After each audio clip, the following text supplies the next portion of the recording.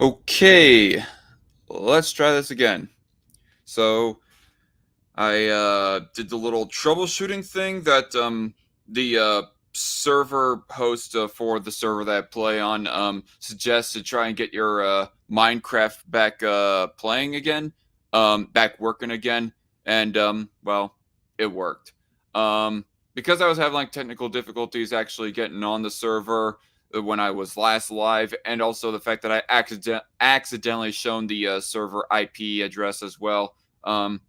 Which I thought that might have been a bit of a no-no on the part of the host, considered a no-no by the host. So I thought that I would just delete that stream entirely. But we are back, and so hello, what's up, everybody? I am Zach of Dark Hunt Entertainment here, just really in an itching mood to want to play some Minecraft. Yeah, because it has been a while. It is nighttime, so we're going to go to sleep. Because it has been a hot minute since I actually sat down and played anything gaming. What the fucking son of a bitch? Was that there before?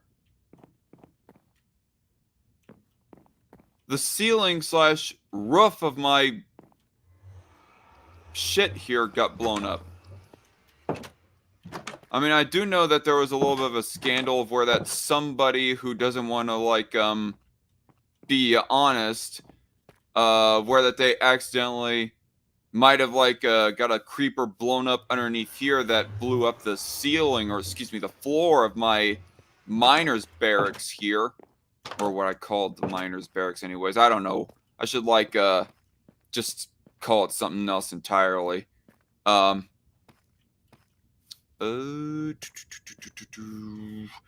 was I gonna say? But apparently somebody accidentally, for better or for worse, blew up the roof of my building as well. I don't know.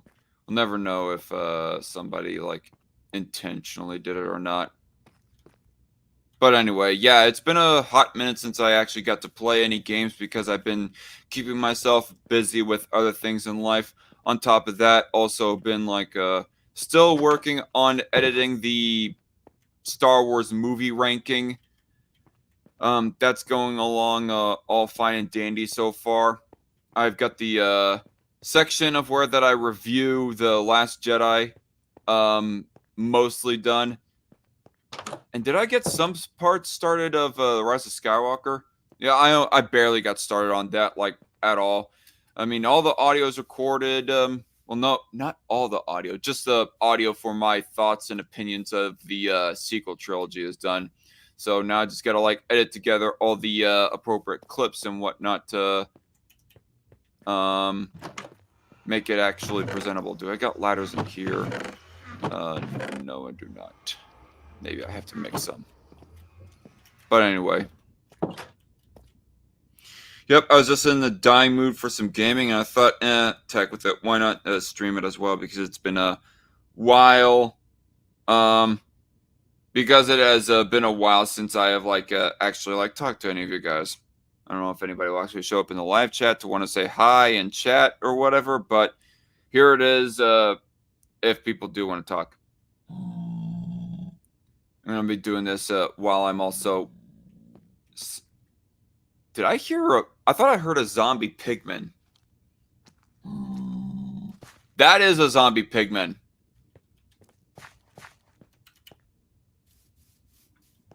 Son of a bitch, they're invading.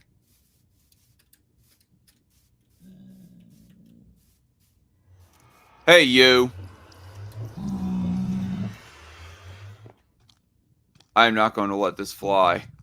You know, I've been meaning to like move the obsidian portal for a while now, so let me go ahead and do that right now. Can I break it?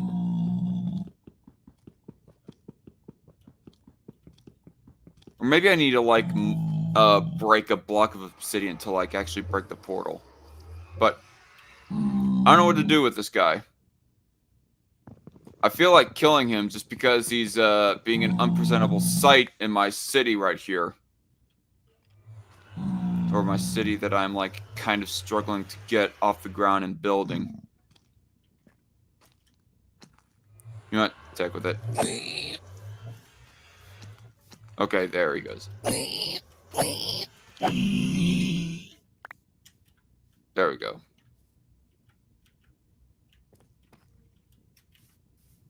I don't know if that'll signal like a whole bunch of more zombie pigmen to want to like come through the portal and start attacking me, but there we go. Kill the pigmen because they gone invading on my homeland. Oh, I do have my diamond pickaxe on me. Man, I've been like real bad at playing this server right now. Anyway,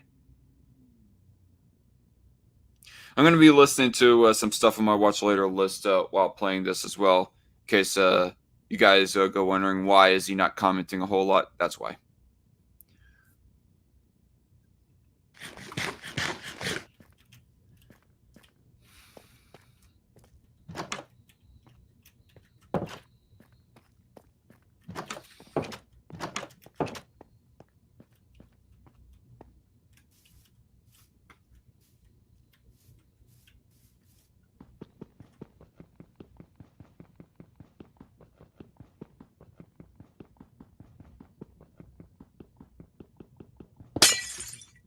There we go.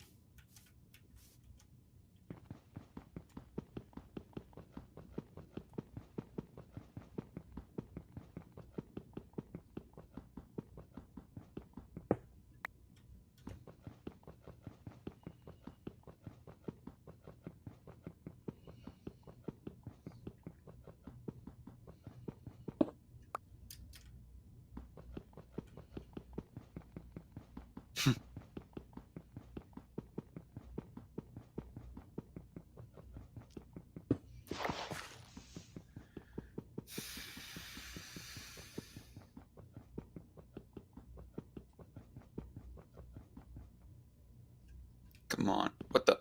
What? I don't know how it got let off there.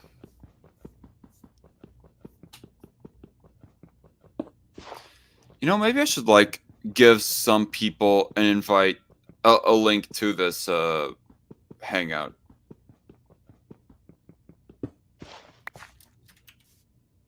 Like especially Loudmouth.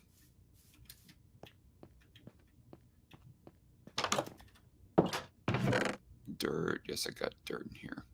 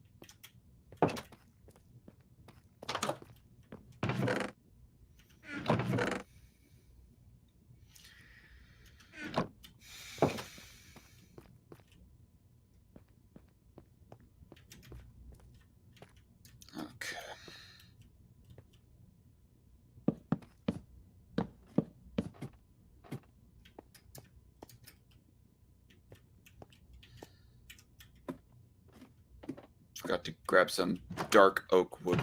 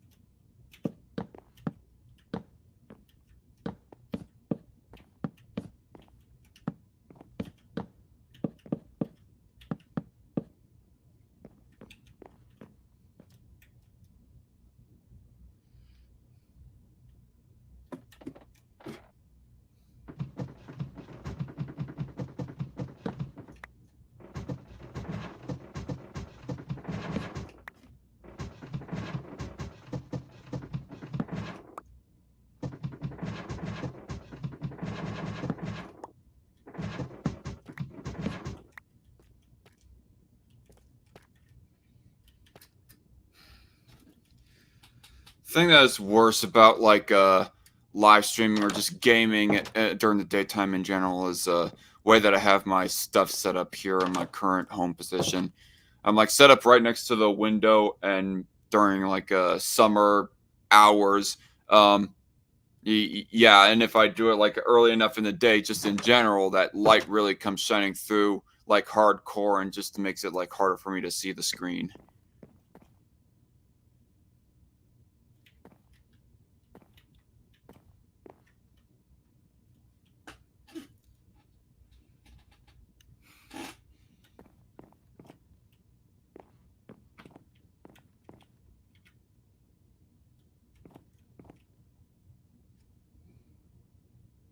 You know what? I think screw it. I think I will like take a pausing moment here and go ahead and share the link to um Loudmouth at least, or just people in general. Hold on a second. Whoops. Well, at least I have the link copied. I cut it from my browser though. Is the funny thing about that. Um.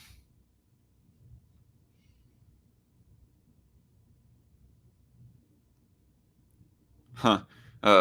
Look at my Twitter here. I shouldn't get distracting with this, but oh shit!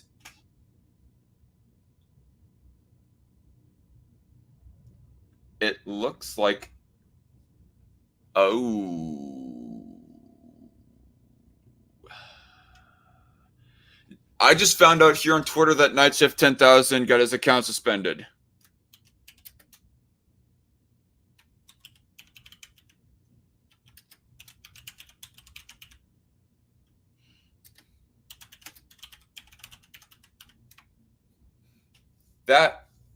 That sucks balls right there. Wow.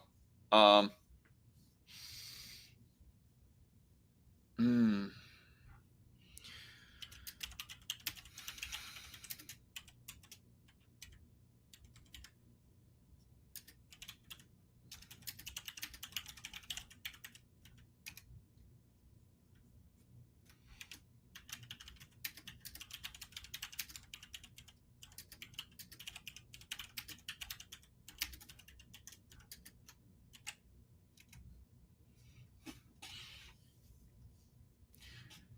If nobody like joins on, I'll probably like make this only about an hour long or hour and a half long stream of like playing some games. Um, excuse me. If people do join, I'll probably like make it just a 2 hour thing. Don't want to go on for that long. I got other things that I kind of want to do on this wide open fine Sunday that I have for myself. Like maybe I do some comic writing, maybe I watch a movie or something. You know, this is like a little bit of a weird weekend slightly. Mostly because of the fact that I got my show member list. Mostly because of the fact that I got my chores done relatively early this weekend. Dang it! I need like a blackout blind right over my window or something, because I cannot see all the offline names. here on my members list. Here we go.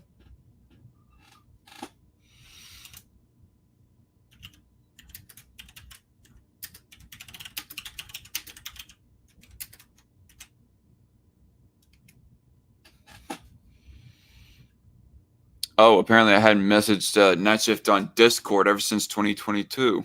Just noticed that. But anyway, I sent it off to some people. You can like join or not if they want to. Do I want to keep those up? I think I will keep those browsers up for right now, at least, unless if performance of my shit goes south. In the meantime, let's go listen to some more videos. Man, the fucking bits that Destiny is like responding to or reacting to or whatever right now is just so obnoxious and grating right now. It's just, yeah.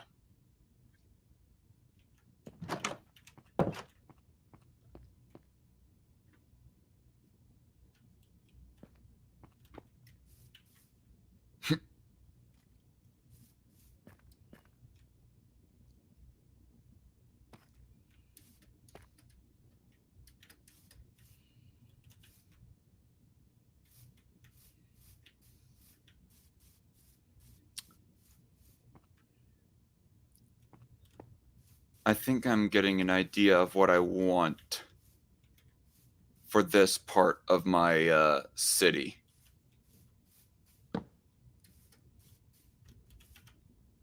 Yeah, I know what I'm doing.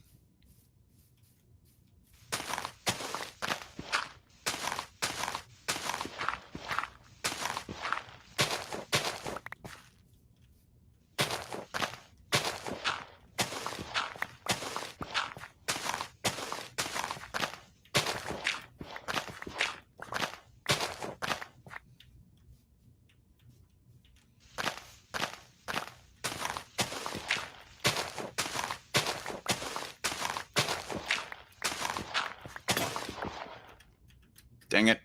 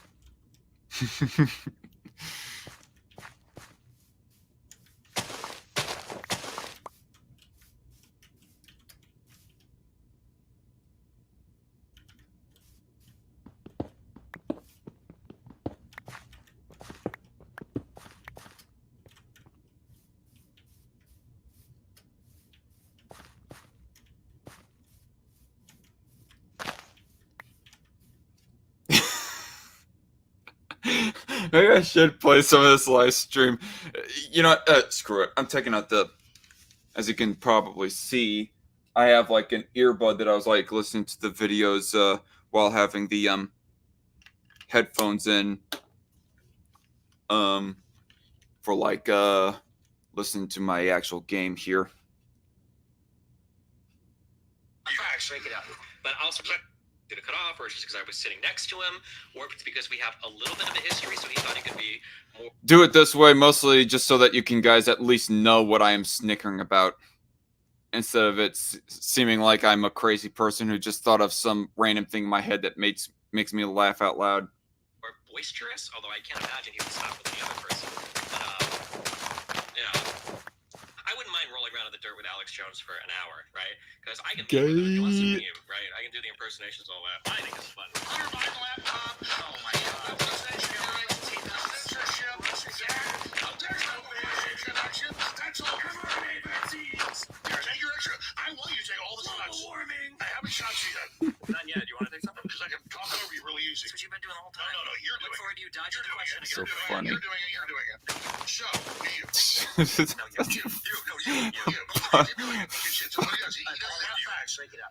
I listened to that whole debate too, by the way, and Ranting Monkey, I believe, like listened to the entirety of the Alex Jones versus Destiny debate, which also featured like Glenn Greenwald and the Cranstonsteins and company.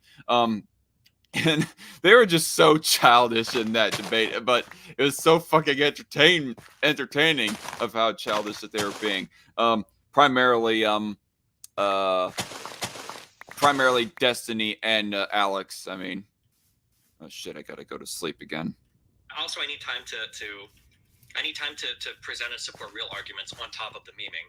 So yeah, I don't know. All in all, I don't have like strong opinions on it. It's probably going to be. I wouldn't be surprised if that video has over 1 million views on my channel. It was a really good video for my channel, I guess. Also, I think I'm the only one that posted it to YouTube, which is good. We tried to stream it, but for whatever reason, it didn't work. Oh yeah, I think is it at 1 million views? Hold on. 1,029,000 views. Yeah. So, thoughts on the moderation? I mean, Ian works for Tim Pool. Like, what are you gonna do? I thought it was kind of dumb. I think I did remember one of the strategies that I kind of had before, which was to appeal to a moderator more, and I think I actually did that 2 or 3 times in this debate, but it didn't seem to help. I think that I think that I asked the moderator a couple times. I was like, "Hey, can you? Am I gonna get to finish anything? Can you stop it?" But I don't think he did anything, so yeah, I'm not sure. What do you have to say to people in your community not letting you platforming Alex Jones? I seriously doubt that my community is saying that. It's probably other leftists or other people outside my community. So, yeah. Do you see that Alex's producer was trying to call out for not shaking Alex's hand after the debate? Wait, didn't I shake his hand?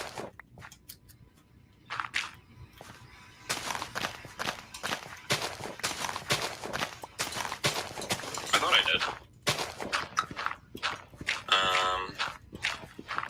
Beating the dead Sandy Hook horse was a bit much by the brothers at the end. I kind of thought maybe, but actually I don't think so. When they first brought it up, I was kind of thinking like, oof, are we really going to go here? But no, actually I kind of think I think the line of argumentation was pretty solid.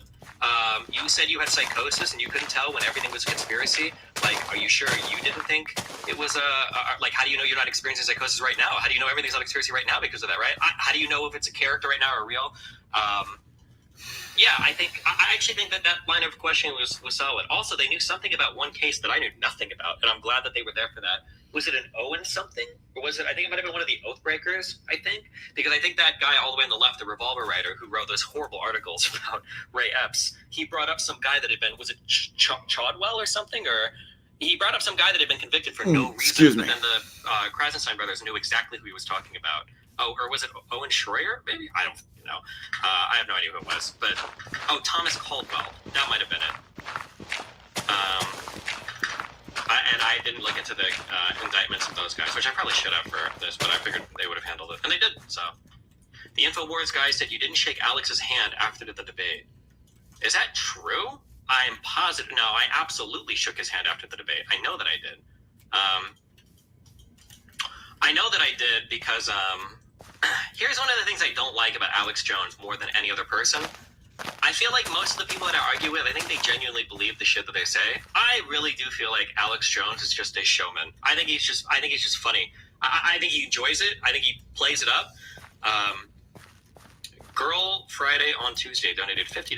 No one can argue Trump is above the law or can claim immunity after you read this. Wow, thanks. I'll read it in a minute, buddy. Yeah, because I remember that. What's up, Night Chef? Yeah, I'm playing Minecraft. Did you check your Discord, by the way? I sent you an invite if you wanted to chat live instead of typing to me everything. After the debate, so one of the times that I don't like it when people try to physically intimidate me. That drives me crazy. One of the times he put his hand on me, I think I told him, I was like, "Don't touch me." Are we gonna fight? Like, what are you doing right now? It's January 6th. If there was any time to go, don't worry. Don't touch me. And after we finished the debate and we stood up, and then he went to shake my hand, he was like, "Yeah, when you told me don't touch me, that was gold." He said that to me or whatever. I'm like, I don't like. It feels like everything he does is just like a meme. Like I think he knows he's memeing. He's just like which actually drives me crazy more than it drives me crazy more than somebody who would like actually believe that shit. I'm like, is this all just like a joke to you? Because dang it, yeah, like people actually shovel believe this broke shit. again. I don't know. That drove me crazy. Only got a little bit more dirt to dig up, anyways. Glenn and Rakita's main argument was everything Trump did was going legally. Couldn't this literally apply to Hitler? Yeah, people in my subreddit were mad that I wasn't bringing up more historical arguments about to counter Glenn's like that coups have to involve the military. But people were mad that I was bringing stuff up. But the issue is that I can bring things up, and there were two things actually that I really wanted to bring up. But I don't. What I don't want to do is I don't want to float something out there and only get like one sentence out, and then not be allowed to elaborate when it gets cut off. So, but by the way, I feel like I must emphasize, since that is what the subject of this video that I'm listening to about is. Well, about it's about the debate. Obviously, I already said that it's about the debate between Destiny and Alex Jones and other people as well. And it was largely about the whole subject of January 6th. And there are some other subjects, but it was primarily about Trump and January 6th and whether or not it could be called an insurrection or coup or whatever. Honestly, I don't like to paint Destiny as like a disingenuous or dishonest actor or whatever. So I do think that he really believes what he says that he believes, but I really did not like him in that debate because he was obviously of the opinion that that Trump that it was an insurrection, that it was a coup that was taking place on January 6th of 2021. And the argumentation that he was using just seemed rather faulty to me. And he's just pretty much reiterating it right now. He thinks that a coup doesn't have to be a coup. Or excuse me, he thinks that a coup doesn't have to have military involvement or any like a hard force that was directly enacted by the political person trying to enact the force for it to be classified as a coup or whatever. And in the case of Trump, I mean, the main thing about my opinion about that day is the fact that Trump told the protesters to remain peaceful. I saw at least on Facebook him calling for that. I guess supposedly on Twitter he called for it to remain peaceful as well, but I did not see the screen caps or the tweets for that. But before he ended up getting taken down off of pretty much all social media when he was like booted out of office, when he naturally had to like give up the presidency regardless anyways. God, what am I trying to say? I did not I was not able to like see the tweets before he ended up getting taken off of all social media, but anyway, I just heard that he tweeted it as well as posted it on Facebook. But I do know that for certain that he said it on Facebook. I think I even got screen caps of him saying that. But that's the main thing and main reason as to why that I really hesitate to ever call that an insurrection, call it a coup or whatever, is because of the fact that Trump was telling everybody remain peaceful. He even said it in all caps on Facebook. Remain peaceful, but people still want to do all this kind of mental gymnastics to try and say that oh no, it actually was an insurrection. It actually was a coup or whatever on the part of Trump. I mean, it might have been a coup or an insurrection on other people's part. Maybe Steve Bannon. But as far as Trump goes, I really hesitate to believe that at all for the reasoning that I'm stating right here. Did Trump take some other unconventional actions to try and get himself back into power or remain himself into power throughout all the rest of 2021 and going all the way up to January 2025 for that matter? Be president for a second term? Sure, he definitely did take some untraditional methods, and maybe there's even some illegality right there on some level or another in regards of the alternative slate of electors or whatever else have you. But does that make it an insurrection or a coup? I have to hard disagree on that. Hard disagree.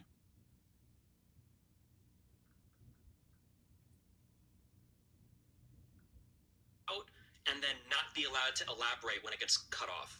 So, for instance, I should look this up again. My understanding is that, the Enabling Act is one of the huge things that allowed Hitler to rise to power, right? The fascist way that he did it.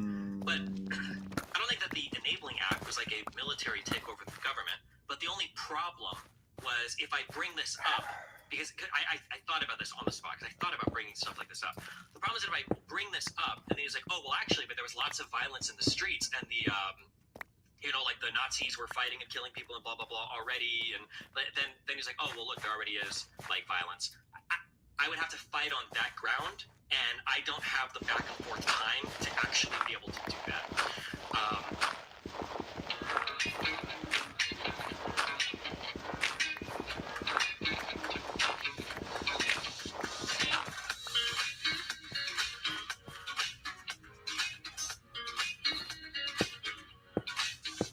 Unskippable ad. I wanted to bring up, though, since he lives in South America, was Bolivia and Evo Morales, because there were huge claims that he was trying to quote-unquote coup the government because of the, I believe one was when the court said that he could run for was it a fourth term or a fifth term or something? And then there was that whole election question relating to all the ballots and everything coming in, right? I'm not mixing up Venezuela and Bolivia there, right? But then for that one, I don't know if there would have been some attack or some minor piece of violence I missed, and he'd bring that up, and then I would have to fight on that. Yeah, should probably go to bed before I end up getting in a lot of trouble with mobs. Which I think I'm going to get to in a week. I'll gladly go through these examples. They're would you consider this a coup then? Another thing people brought up was going to be you're going to get wrecked about this, Destiny. He writes about this regularly. If you can point me to anything Glenn Greenwald has said that seems intelligent on the topic, feel free to. But I haven't seen him write or speak about any of these things in an intelligent manner. It seems like he just parrots 1 IQ talking points. Also, some people were saying, what about the Ukrainian stuff?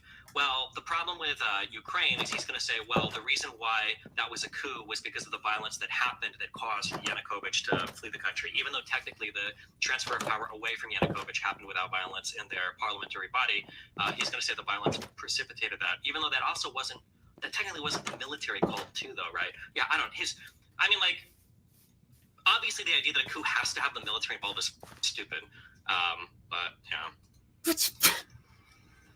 basically, Glenn is saying that well, F you too, then, I guess. No coup would be bloodless without massive violence, tanks in the streets, so on. What's so funny is Glenn lives in my little country, Brazil, and he said that the impeachment of the former president Dilma Rousseff in 2016, which was done by the Congress with no violence, following every judicial step and so on, was a coup. Here's the quote. Whatever the definition of a coup may be, it fits what was done in Brazil in regards to President Dilma Rousseff.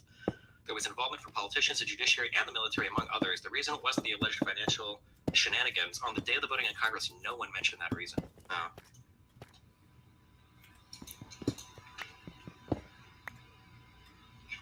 Okay, what is this? 1 minute. that debate Saturday in here with Zero Hedge folks, great people, with the leftists they brought in. And man, I realized they're not intellectuals. They're not informed. They just act confident.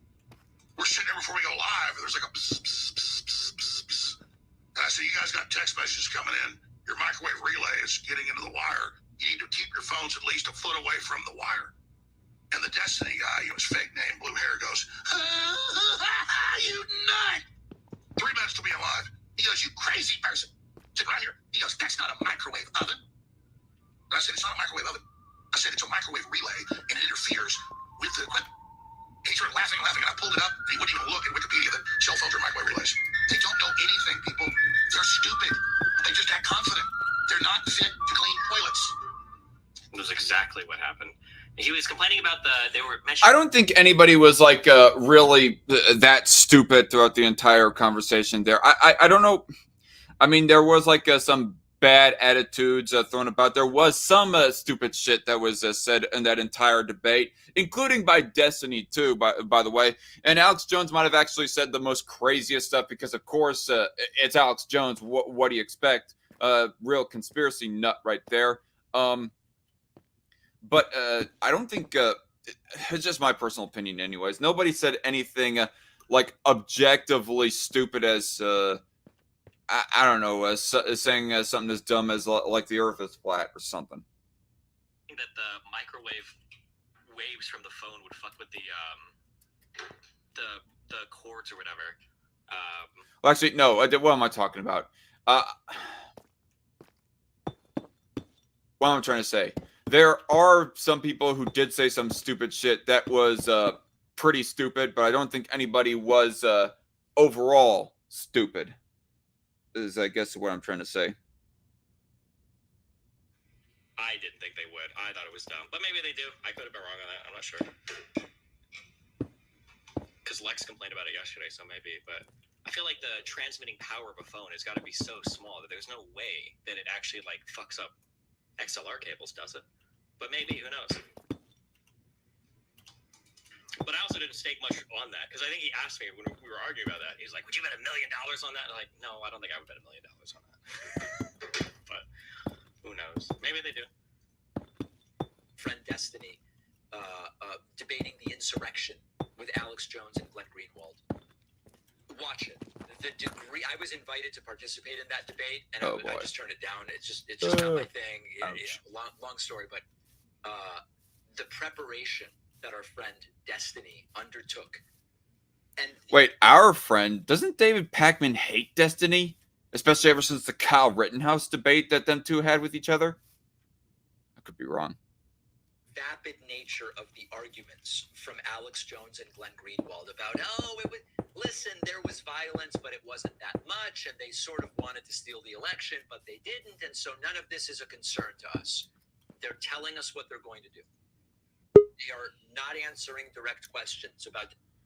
All right, I heard the tone. Hey, what's up, Loudmouth? I'm alright. How are you?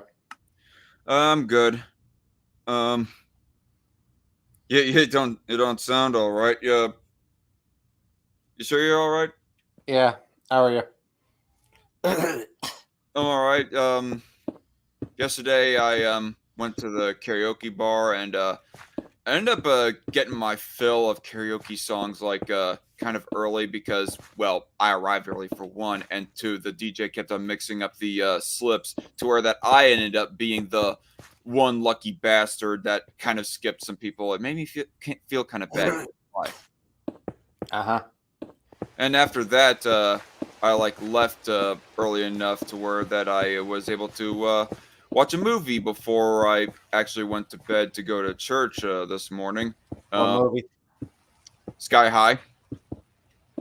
I gave a good old rewatch to Sky High because I don't know why, but for recent months I've been like thinking back on that movie.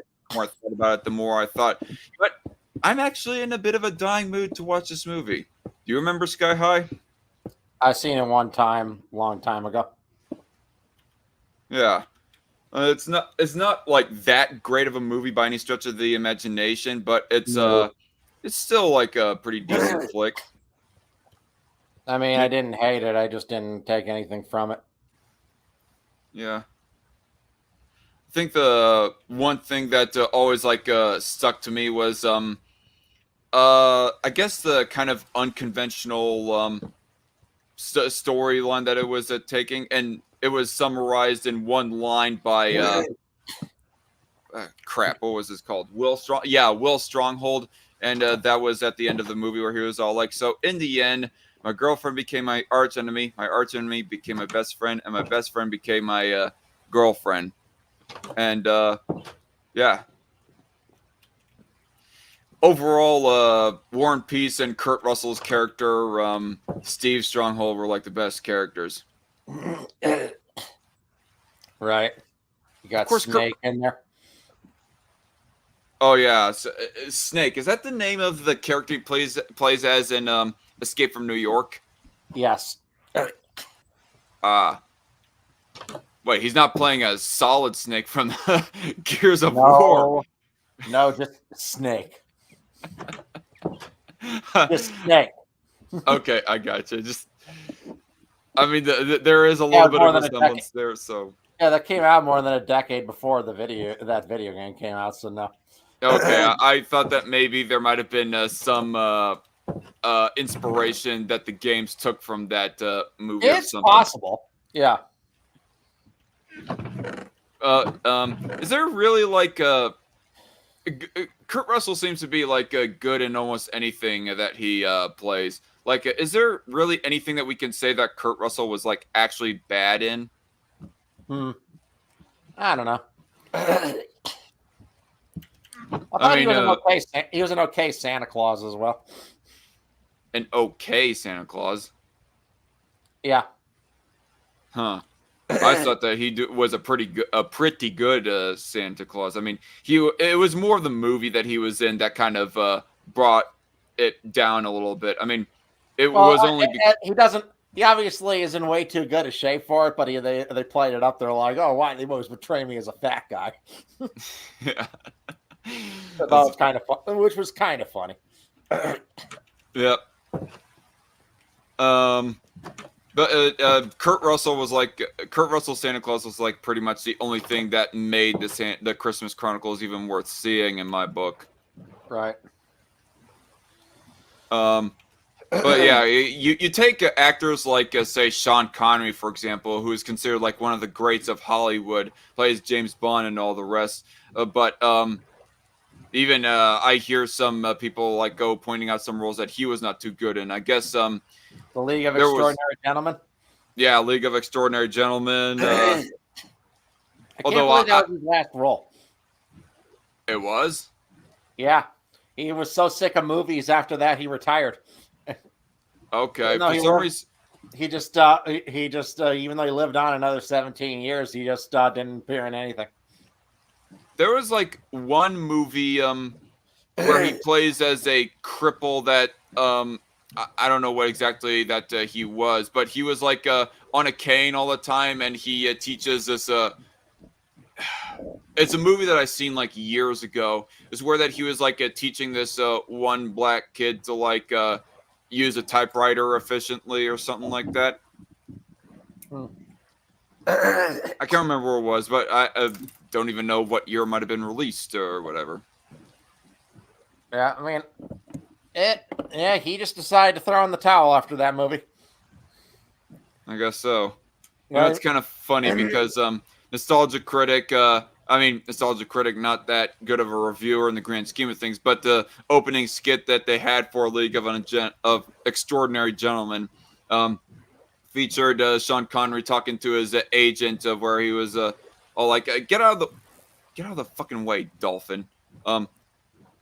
He like takes up the role for playing the Avengers and not the Marvel Avengers, but some like 50s show or something based off of a 50s show or something like that. He turns down Lord of the Rings for the League of Extraordinary Gentlemen.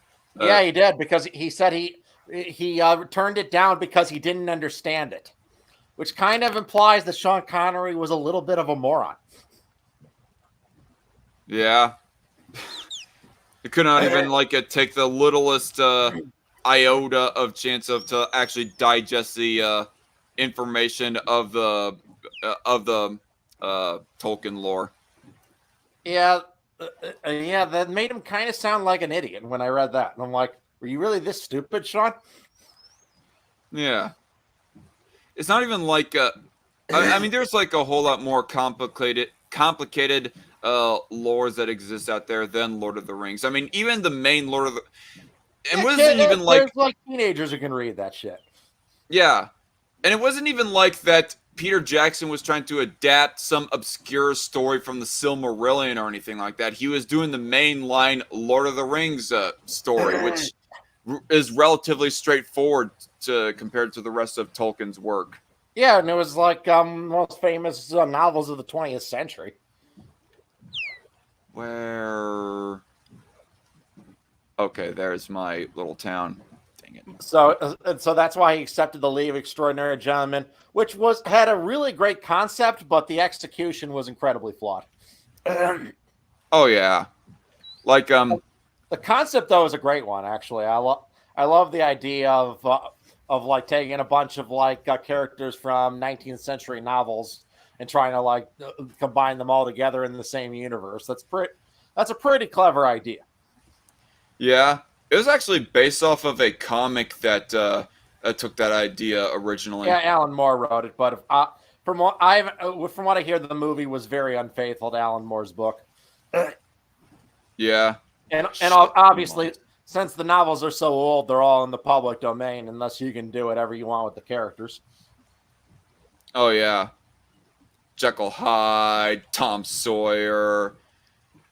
Yeah, why the Alan hell is Tom Quatermain. Sawyer in the movie only in his 20s? It was very obvious reading the book that it was set before the Civil War, where he was 12 years old. So he'd be over 50 by the 1890s.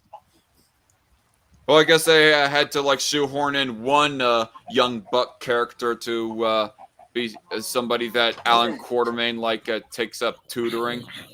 Yeah, I like the idea of having like an adult Tom Sawyer as like an agent. That's actually a pretty cool idea. But why would he be that? Then getting his age completely wrong. Yeah. Dang it! Ah, I'm on fire. Son of a bitch. Okay, never mind.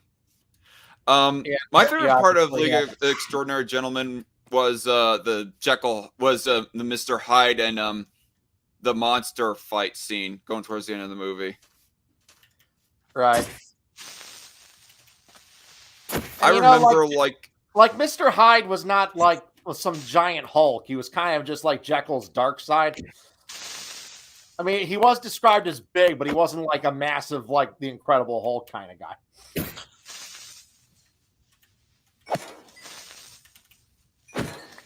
what do you think of that artistic license that they did take to make him big and muscular, though? It was kind of silly.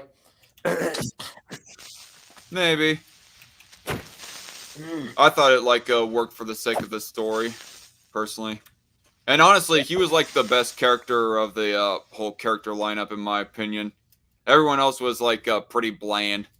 I mean, the formula in the Invisible Man being like weaponized into a weapon. If such a formula existed, you're damn right that would be weaponized. Actually, I take back what I said. The Invisible Man was kind of entertaining character in that sort of Weasley, you want to like punch the motherfucker kind of way. But I do like that it states that the Invisible Man we have in this movie is not the same guy who died at the end of the novel. He was basically Griffith. He was basically just someone else who used the same method. Yeah, like he was a thief, so it kind of makes sense. He stole the original formula and took it for himself. Yeah, Griffith, of course, became just a homicidal psychopath in the novel. It's kind of like and everyone's scared of him, obviously, because he's invisible. You don't know, he could be in the room with us right now. Yeah, it's kind of like of how that not Daredevil, the Flash had like two different named characters that took up the mantle of being the Flash, you know? Right. H.G. Wells wrote the novel The Invisible Man.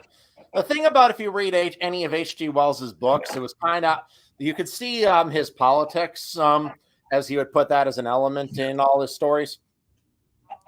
Like in Yeah. the Time Machine, for example, it mentioned that the division that would divisions in the human race that would eventually lead to two different species, the Morlocks and the Eloys, kind of started in his own time, that implying that the Eloys were basically like descendants of the upper class of society, and the Morlocks kind of the lower class of society, who basically, since they who adapted to living underground because they were worked to death in mines and what have you over the eons. And basically, That's not eventually, they turned the tables on their once oppressors, and then essentially they used the Eloys as essentially as cattle. that's not connected to the War of the Worlds book, is it? No, but it's by the same author. Right. No. I mean, you mentioned H.G. Wells, so that's why I was asking and was kind of making the connection, even though it was like a wrong assumption of a connection. Well, there's also those politics there. Actually, the Martians in that were actually meant to be a metaphor for the abuse of predatory colonial powers. Yeah. Kind of the way the Martians come in with their technologically superior machines, kind of wipe out and try to destroy mankind. Kind of, he was meant that as an allegory for how like powerful empires will wipe out and destroy like smaller peoples. Yeah, I definitely heard of that, and it makes sense.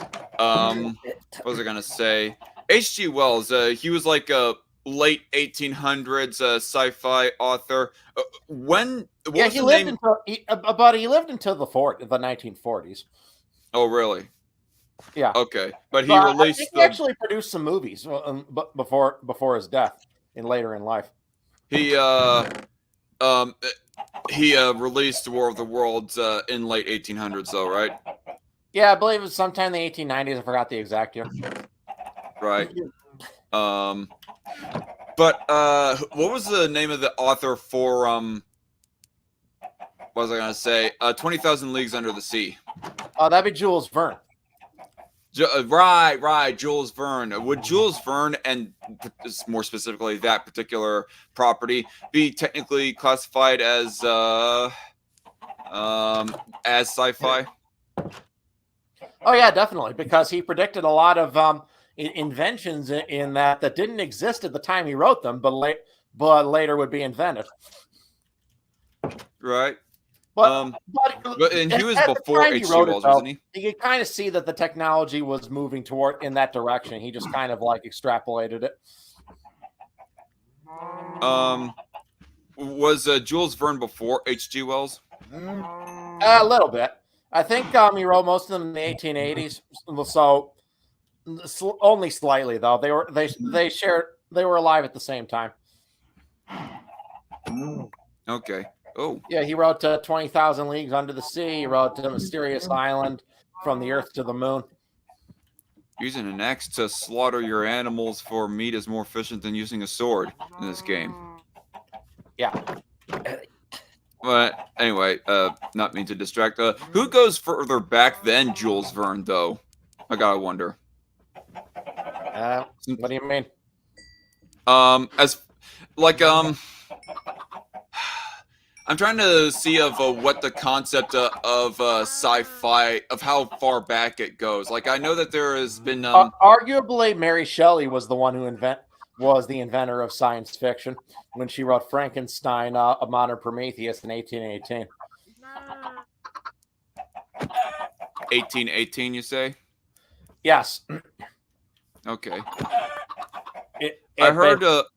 Well, basically, what Mary Shelley came up with, even though obviously her scientific concepts were not like scientifically accurate, of making science your literary device to bring about your monster instead of magic, was something that Mary Shelley was kind of the one who pioneered. Prior to that, it was always kind of some magic or mysticism that created the monster. Interesting.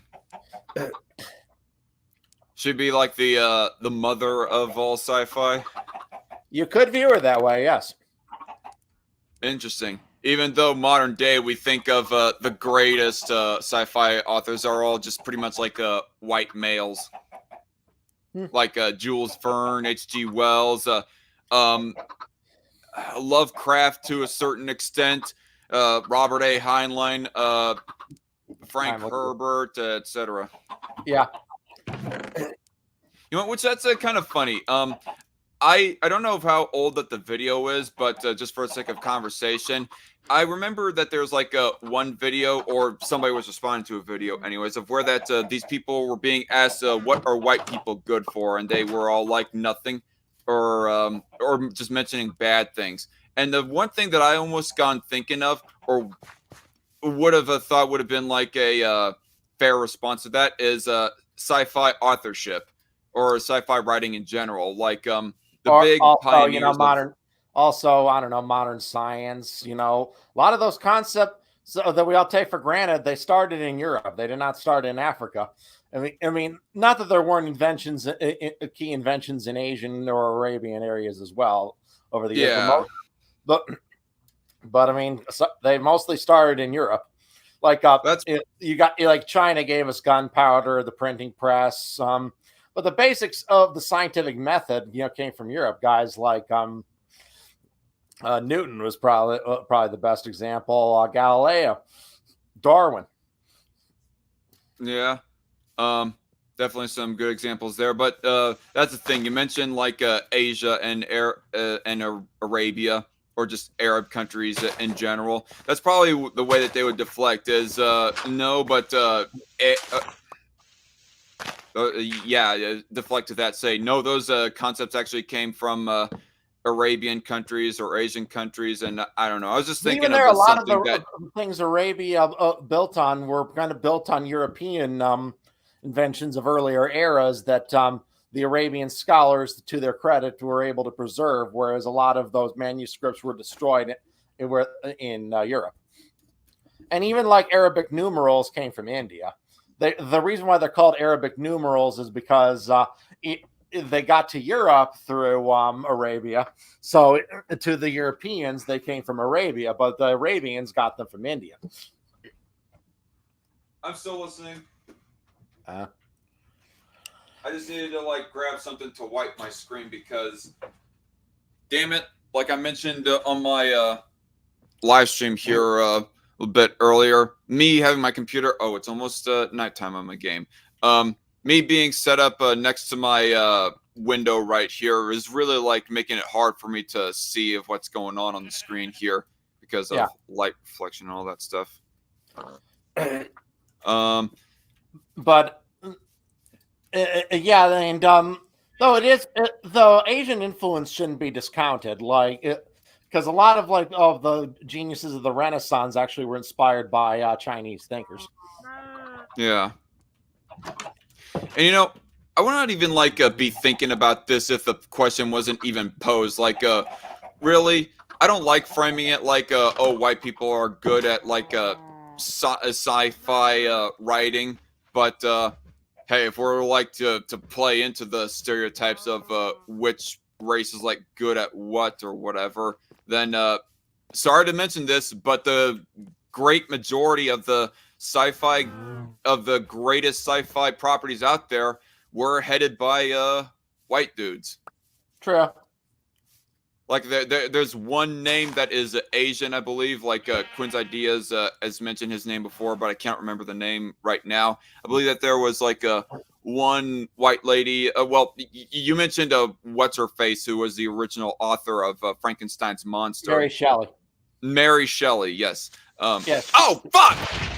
Yes, she was, and she wrote when she was only 18.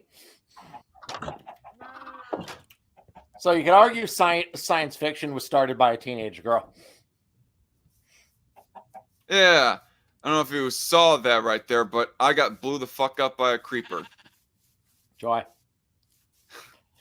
I gotta go get my shit again. Damn it.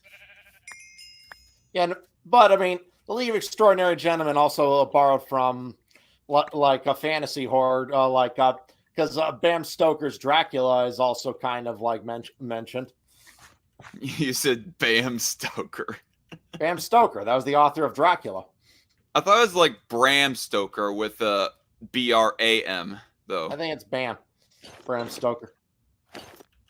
I don't know. It could be right, but I've heard people pronounce it as with an R. Right. Doesn't matter though. He invented the character of Count Dracula, even though he Oh, based yeah? it out on a real historical figure. They took the name from. Wasn't Dracula more Huh? Wasn't Dracula more magical than science though? Yes. Okay. Yes, definitely. He was kind of like some being who in league with the devil. Yeah. Which, by the way, speaking of Dracula, what did you think of Renfield? I didn't see it. Okay, I seen it, and it was like the movie was like basically purposed for having Nicolas Cage play as Dracula, and it what sounds good on paper actually played out fairly good in the on screen there, but not much further than that. I mean, that's the only reason of why that you'd like really go to see Renfield is to see freaking Nicolas Cage ham it up as Dracula. But aside from that, is like a very like stereotypical movie that just goes like playing into a whole lot of cliches. The trailer was dumb. I didn't bother with it. But yeah, Dracula has been in the public domain since the early 60s.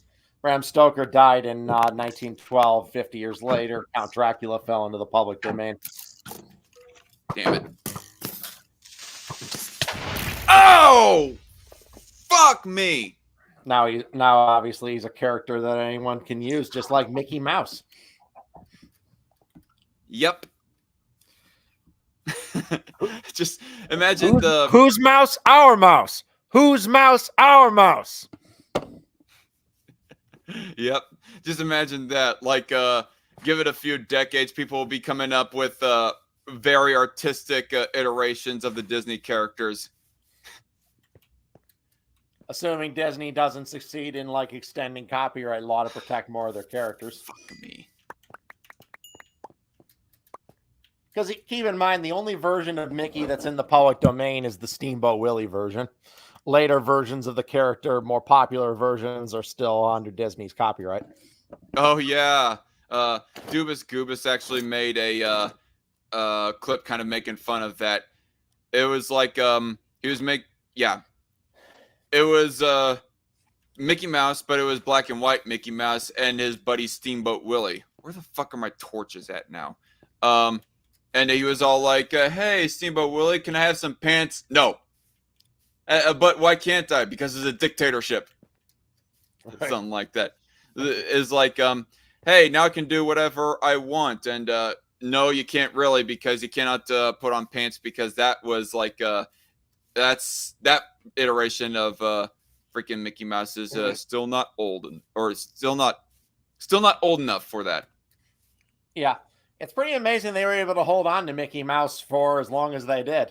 Because copyright when the character was created would have only lasted 50 years. Like if the copyrights hadn't been extended, Mickey would have been in the public domain since 1984.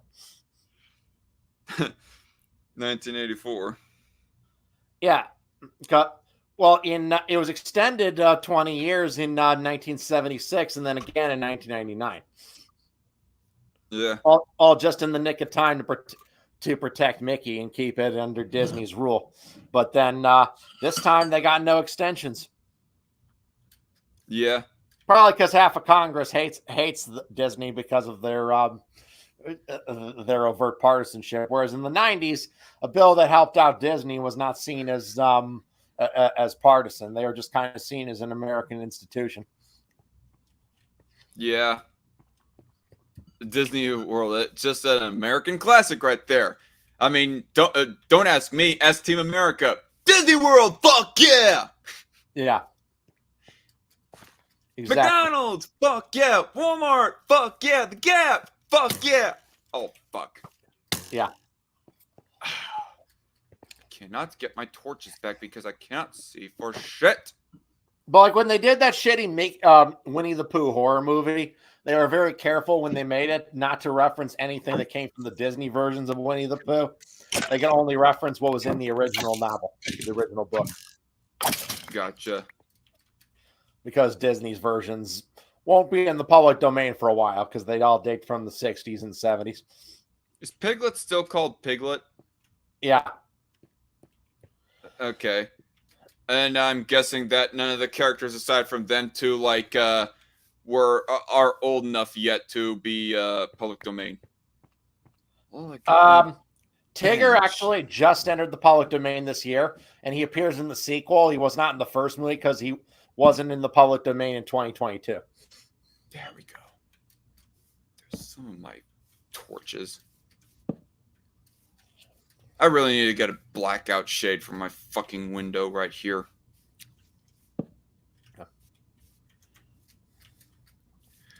That'd be interesting. Just imagine freaking... Oh, damn. Just imagine Tigger going on a murderous rampage along with Winnie the Pooh and Piglet. I actually haven't seen the whole movie, and I heard it's trash, but it's just kind of, the way this movie got to exist is much more interesting than the movie itself. Yeah. Even if the movie's a piece of shit, it's kind of interesting that Disney lost control of a major property of theirs, and now these low budget hacks can make shit garbage horror movies out of it. I actually cloud covered by the sun for a bit. Maybe I can find my torches in time. No, I cannot find the rest of my torches. Damn it!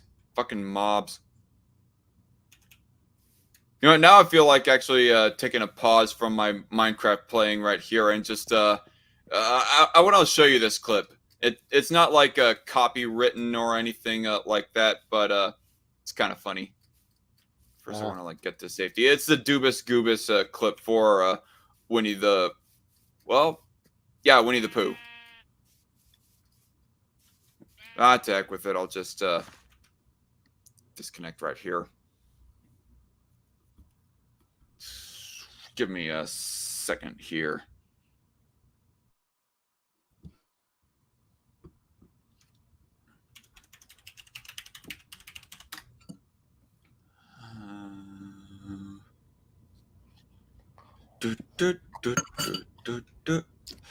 How's your day been so far? What have you been busy with? Keeping yourself busy with? Not much. Went to the gym. Oh, that's cool. That always that's pretty much it. Cool. That'll definitely even when I'm in my worst of moods, I still am going to the gym just to keep some semblance of a good mood up, you know. All right, I found the clip. Let me present myself again. All right. Are we going to go trick-or-treating soon? Yeah, Pooh. We're just gonna need a sec, but we will be on it really soon. I just need to take care of something. Well, take as long as you need. I don't know if you saw the title, but it says Winnie the Pooh is not scary. So is this basically meant to be a parody of Winnie the Pooh, Blood and Honey? Kind of makes a reference of that. Just wait. Thanks, little buddy. I appreciate it. All right, now, what are you doing? I'm having the best idea in the world. How? It's like Winnie the Pooh, but he do the murder. Dude, he shouldn't see this. Also, he didn't even do anything to you. Why would you make this? 'Cause it's a passion project I've had in my mind since I was a little baby. This is what my life has been leading up to, man. You got this from a Robot Chicken sketch. I knew it. He sees this. Where? Is everything What do you say? Yeah, that's what I said as soon as I saw Blood and Honey. I said, this seems like something Robot Chicken came up with. That's exactly what I said right then. Wow. I said, it's like an unfunny skit Robot Chicken came up with. It's like poetry, but it rhymes. or it's like poetry because it rhymes. Whatever the George Lucas quote. Yeah, but I is. think Robot Chicken actually did do like a skit with a murderous Winnie the Pooh. But there they did a joke out of it that he's eating honey, and then he basically realizes that there are no bees there because of colony collapse, so he starts murdering people. Wow. Everything all right out here? Whoa, Is that a horror version of me? yeah. Well, if you're going to make that, I just have one request. What? Can you put a disclaimer saying I'm sorry for anybody I scare? I'm not going to tell you to stop, but I'd appreciate it if people knew it's not me wanting to hurt them. The idea of that makes me feel awful. Sure. Thank you very much. I'll just get my candy bag ready then. Have a lovely night. I don't think I want to make this anymore. I told you! You saw the screen cap there. It was like the rating for Blood and Honey. Right. Well, even though it's a shit movie, it's actually is genius in a way because essentially they created just a low budget piece of crap horror movie, but by taking the Winnie the Pooh name, it got way more attention than it would have otherwise. Right. Imagine if it was just I don't know, Barry Benson B. Blood and Honey. Yeah, like if it was just a dumb slasher movie with no name on it, then it would just be called like Killer Night or something. No one would care about it. Yeah. Not. But since they put him in Winnie the Pooh masks and call it Winnie the Pooh Blood and Honey, all of a sudden it gets more attention than it deserves. It's like a whole series too, by the way, of short clips. All right, congrats on your first day, Mr. President. How did I get here? Oh, we just skipped the election and everyone just unanimously agreed you should be in charge. I don't remember running. They just like you that much, sir. Oh, well, thank you, I suppose. But because of that, I'm going to list off some major issues and you're to give me your opinion. All right, that seems reasonable. Firstly, Big Pharma. That sounds pretty good. What? I mean, if you have a bigger farm, you can fit more animals in there. That sounds good. Sir, it's short for pharmaceutical. Well, if we're going to make the farm a suit, then I say we get a tailor. Why does it need a suit, though? Sir, that's... Also, did you mean to say nickel instead of ickle? Because I can give it a nickel if it wants. We'll get back to this. All right, next issue. Separation of church and state. Oh, dear. I'm very sorry to hear their marriage didn't work out. Church and state are concepts, not people, sir. I'm not sure what a concept is, but I still feel bad for them. Sir, please... Oh, bother. I'm just going to very little brain. go to the next. What? But he's just a bear of very little brain. Oh, bother. Yeah. I mean... The people just want at least somebody innocent in the office instead of somebody who's like gonna be a malicious actor or something. Although, actually, now that I think about it, I mean, China has him as president, and they're not doing too well.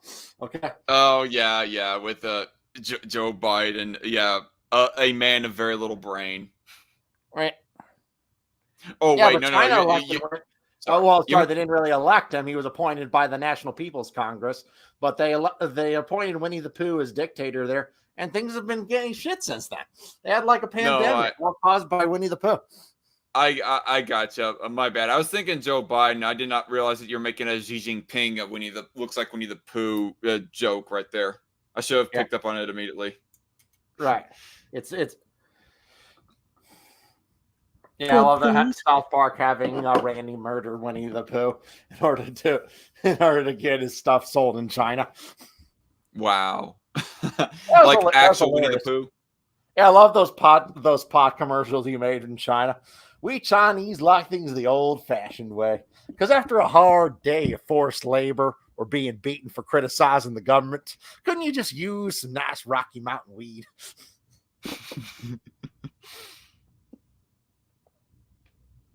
Sure, sir.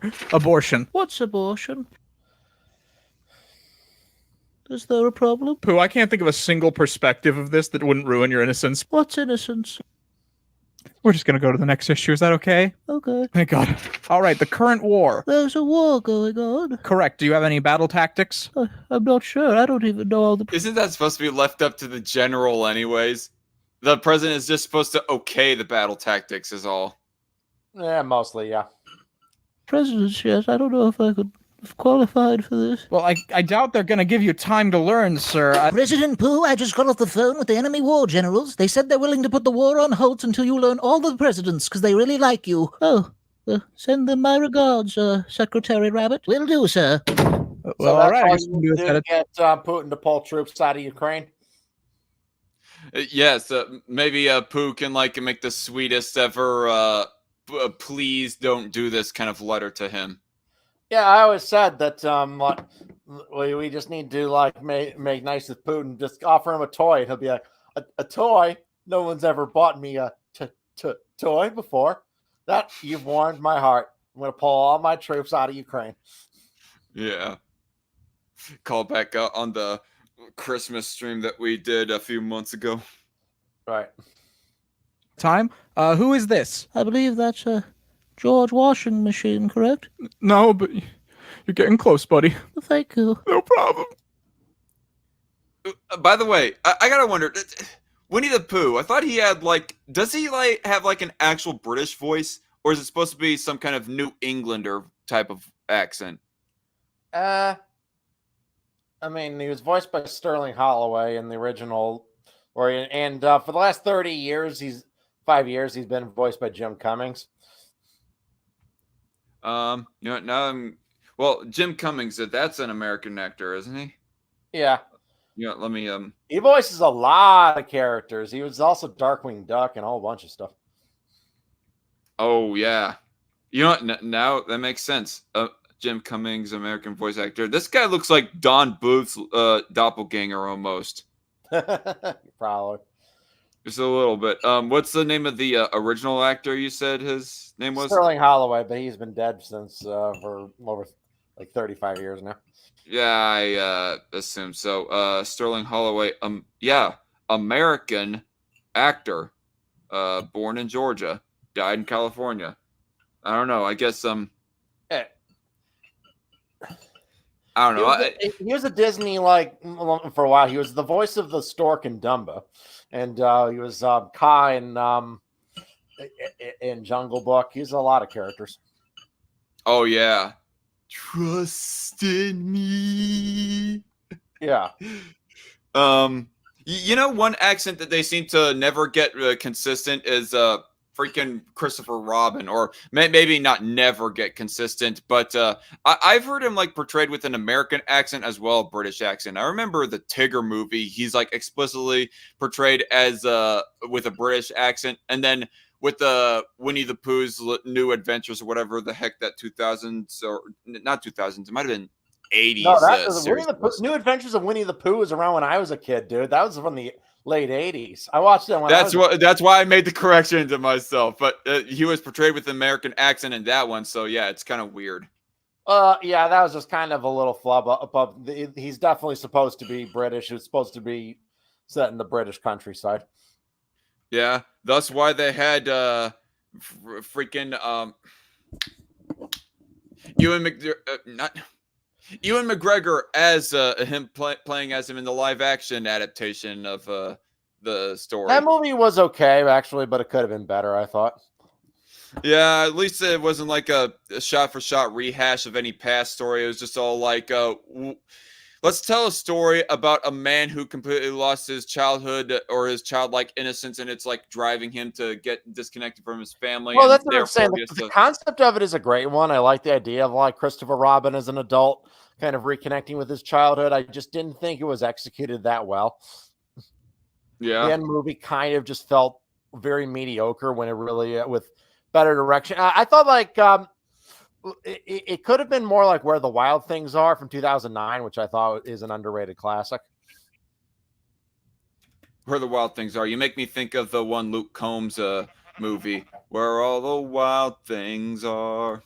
Where the Wild Things Are came out in 2009. It was a phenomenal movie. Gotcha.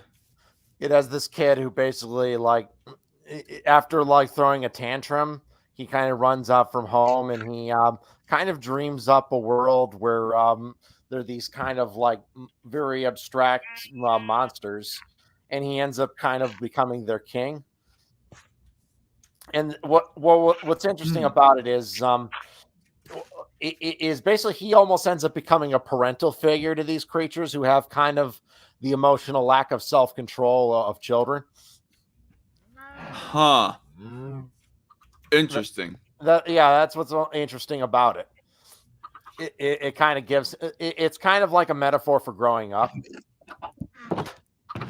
Yeah. Also, the concept there just really feeds into like that childlike imagination aspect that makes a whole lot of child movies like that. That a lot of child movies may rely a little bit too much on, but still rely a lot on. Where the Wild Things Are, I see less as a movie for child. It's more for children, more a movie about childhood. It's a really brilliant and great movie. And I felt like with better direction, I feel like Christopher Robin could have been similar to that, but it just wasn't. Yeah. It just kind of felt it. But it kind of just took the easy road on everything and made just an incredibly mediocre product.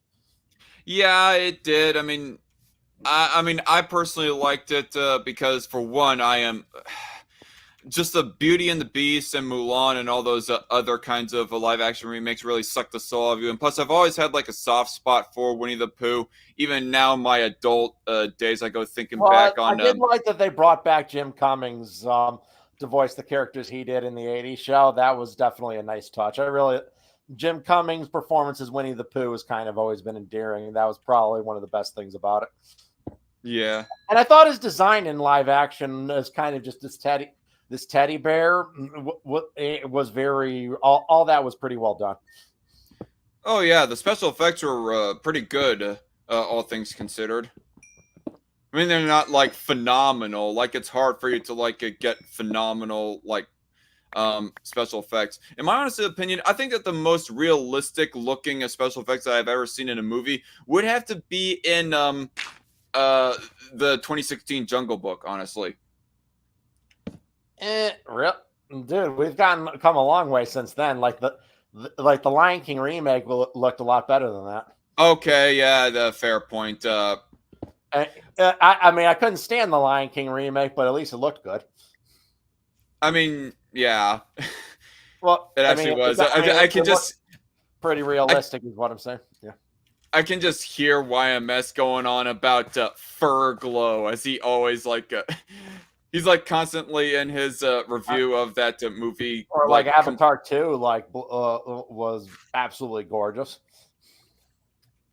Yeah, well, Avatar 2, it looked good, but in a video game-esque kind of way, as in my opinion. It did not look video game hyper-realistic. Even 1/millionth as good as that movie? I don't know. I haven't played a lot of recent PS4 or PS5 games. Like something like a dozen hours a frame to make that shit, right? Yeah, I realize it's a whole lot of effort, but it's just when I look at the texture of like the Na'vi and all the other animals, I can still like at the end of the day, they still looked fairly clearly like special effects. I mean, that is what they are, but I'm saying, and I thought the extraterrestrial ecosystem, generally the way it develops, the creatures were all interesting. And that's my point exactly. Is of the reason why I thought that the freaking special effects for the 2016 Jungle Book looked like the most realistic, aside from maybe 2019 Jungle Book, is that those animals looked like I could like almost reach through the screen and actually pet them or something. Well, I mean, I think the opposite is the case, because I think it's easier to make fantasy animals more believable than depictions of real ones, because we can see real animals to compare them to, whereas we don't have like fantasy animals to do as a comparison. Yeah, and I guess there is a fair point that you cannot like it's usually a bad idea to try and make something look too realistic. I mean, it just gives it a little bit of an uncanny valley kind of feel. Well, the guys behind the company behind the Jungle Book remake and Lion King remake, that after that they did Prehistoric Planet, and I thought that was just fucking gorgeous. Yeah. that was the perfect use of special effects, since obviously we can't go out there and shoot real extinct dinosaurs because they've been long extinct. Speaking of special effects and designs and live action remakes, what do you think of the designs specifically for all the characters and the live action Beauty and the Beast? Terrible. Terrible. Yeah, they all just looked weird and funky. It didn't work in live action. Some things that work in hand drawn animation don't work in live action. Yeah. Just like I think having a photorealistic remake of The Lion King was always a stupid idea. Because because if you want to look at real lions, I can just watch an Attenborough documentary about them. I don't it's supposed to be like fantasy surrealism, and the fact that the characters have no expression on them made the whole thing very shallow. Where they look more realistic, but they look less expressive, and you connect with them a lot less than you did in the original movie. Exactly. Which makes me almost go thinking back on something like there was like a 2000s adaptation of the Jungle Book, live action adaptation of the Jungle Book. It was like Mowgli as an adult. Have you seen that? Or maybe it was like in the 90s actually. You know what I'm talking about, though, right? I remember that one. It problem is it's horribly misnamed. They put the author's name in the title, Rudyard Kipling's The Jungle Book, and you think that, this is going to be like more faithful to the book. Bullshit. It's no more faithful to the book than the old Disney one. Cause it's basically just a Tarzan movie that's called The Jungle Book. Yeah. Thing I remember about it, Cary Elwes played as the villain in that movie, right? I haven't seen that movie in at least 20 years, so I don't remember much about it. Right. But a movie like that, they like had like, of course, real life animals playing the parts instead of tamed animals playing the parts instead of CG animals. So it's a little bit off a subject of what I was about to mention, but an animal that does not produce a whole lot of emotions kind of works for that movie because of the focus and emotion is not. Talk, and they're meant to be just animals. Yeah, I mean, there's like one quasi-emotional scene, I guess, of where that an adult Mowgli like goes face to face with a Shere Khan, at the end of that movie, but that's about it. But they don't give a whole lot of focus on Shere Khan and the supposed quote-unquote emotion that he's supposed to be showing, or the tiger that is that the movie is portraying as Shere Khan is supposed to put on, or whatever. As opposed to Lion King, it's all about the animals. So, and you're gonna have like a movie all about animals, but the animals also don't show emotion. Hello.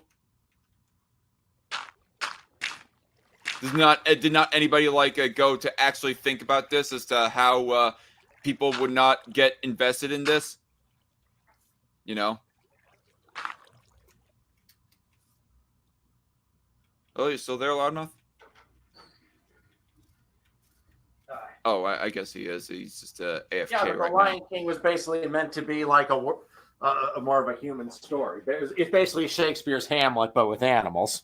It's not really meant to represent real animal behavior. Yeah. Well, back to Prehistoric Planet. I mean, that wouldn't work as well as it did because the animals acted like animals. He shows long extinct animals and has them behaving like animals behave. Man, imagine if Prehistoric Planet actually turned out to be like a live action adaptation of The Land Before Time. Yeah, then it would be fucking lame. Like, you remember my review of the Walking with Dinosaurs remake, right? Vaguely. I have to give that a rewatch. Well, it originally was meant to be one where they were kind of more animalistic, kind of like the original miniseries, and then it changed. And then, like, the studio executives were like, why aren't they talking? And they added these horrible voiceovers over the whole thing to ruin the whole movie. One point that now think about it more, one point that I actually remember more specifically about your review of that movie was your commentary about how trash the soundtrack was. Oh, it's compared terrible. to like other dinosaur movies. It's like in the Walking with Dinosaurs, they have this weird do do do do do do do do Yeah, the bongo soundtrack was complete trash. and some overly upbeat da da da da da da da da da. And then you go playing freaking Disney's dinosaur by comparison in the original series of Walking with Dinosaurs, and it's just like a way majestic instead of it sounding like some I don't know Saturday morning kids cartoon. Right. Yeah. Pretty much that movie's like was completely botched. Essentially, Prehistoric Planet was everything I wanted that movie to be. Prehistoric Planet actually was. It only took. I just need to wait 8 years. Yeah.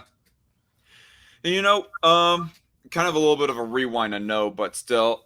Speaking of like live action remakes, Disney and 2019 Lion King and all that stuff. Jon Favreau was, of course, the director of that movie, and Jon Favreau, it's weird of how he's like a very like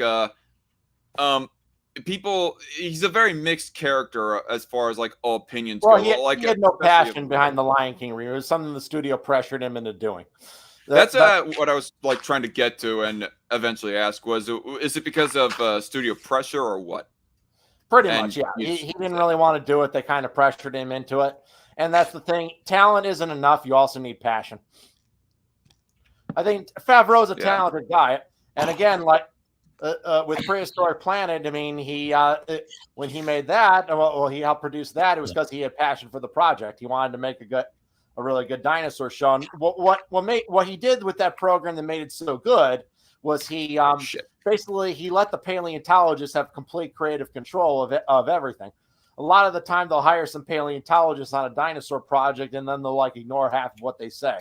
But with him, he allowed them to have like complete control of everything that happened on screen because he wanted Jon it to be as Favreau accurate as possible. Jon Favreau was the director of Prehistoric Planet. He was the main executive producer. Okay, makes sense. And another thing that I wanted to like mention was that he did a decent job with the first 2 seasons of Mandalorian. I think that people like Mahler don't give enough credit to him. I mean, it may not be like as magnificent as like A New Hope or Empire Strikes Back or anything else that all Disney or Star Wars fans can almost objectively like agree to, but it's still like decent to by contrast to the rest of Disney Star Wars, exception being Andor perhaps. But then season 3 comes out and it's just absolute trash.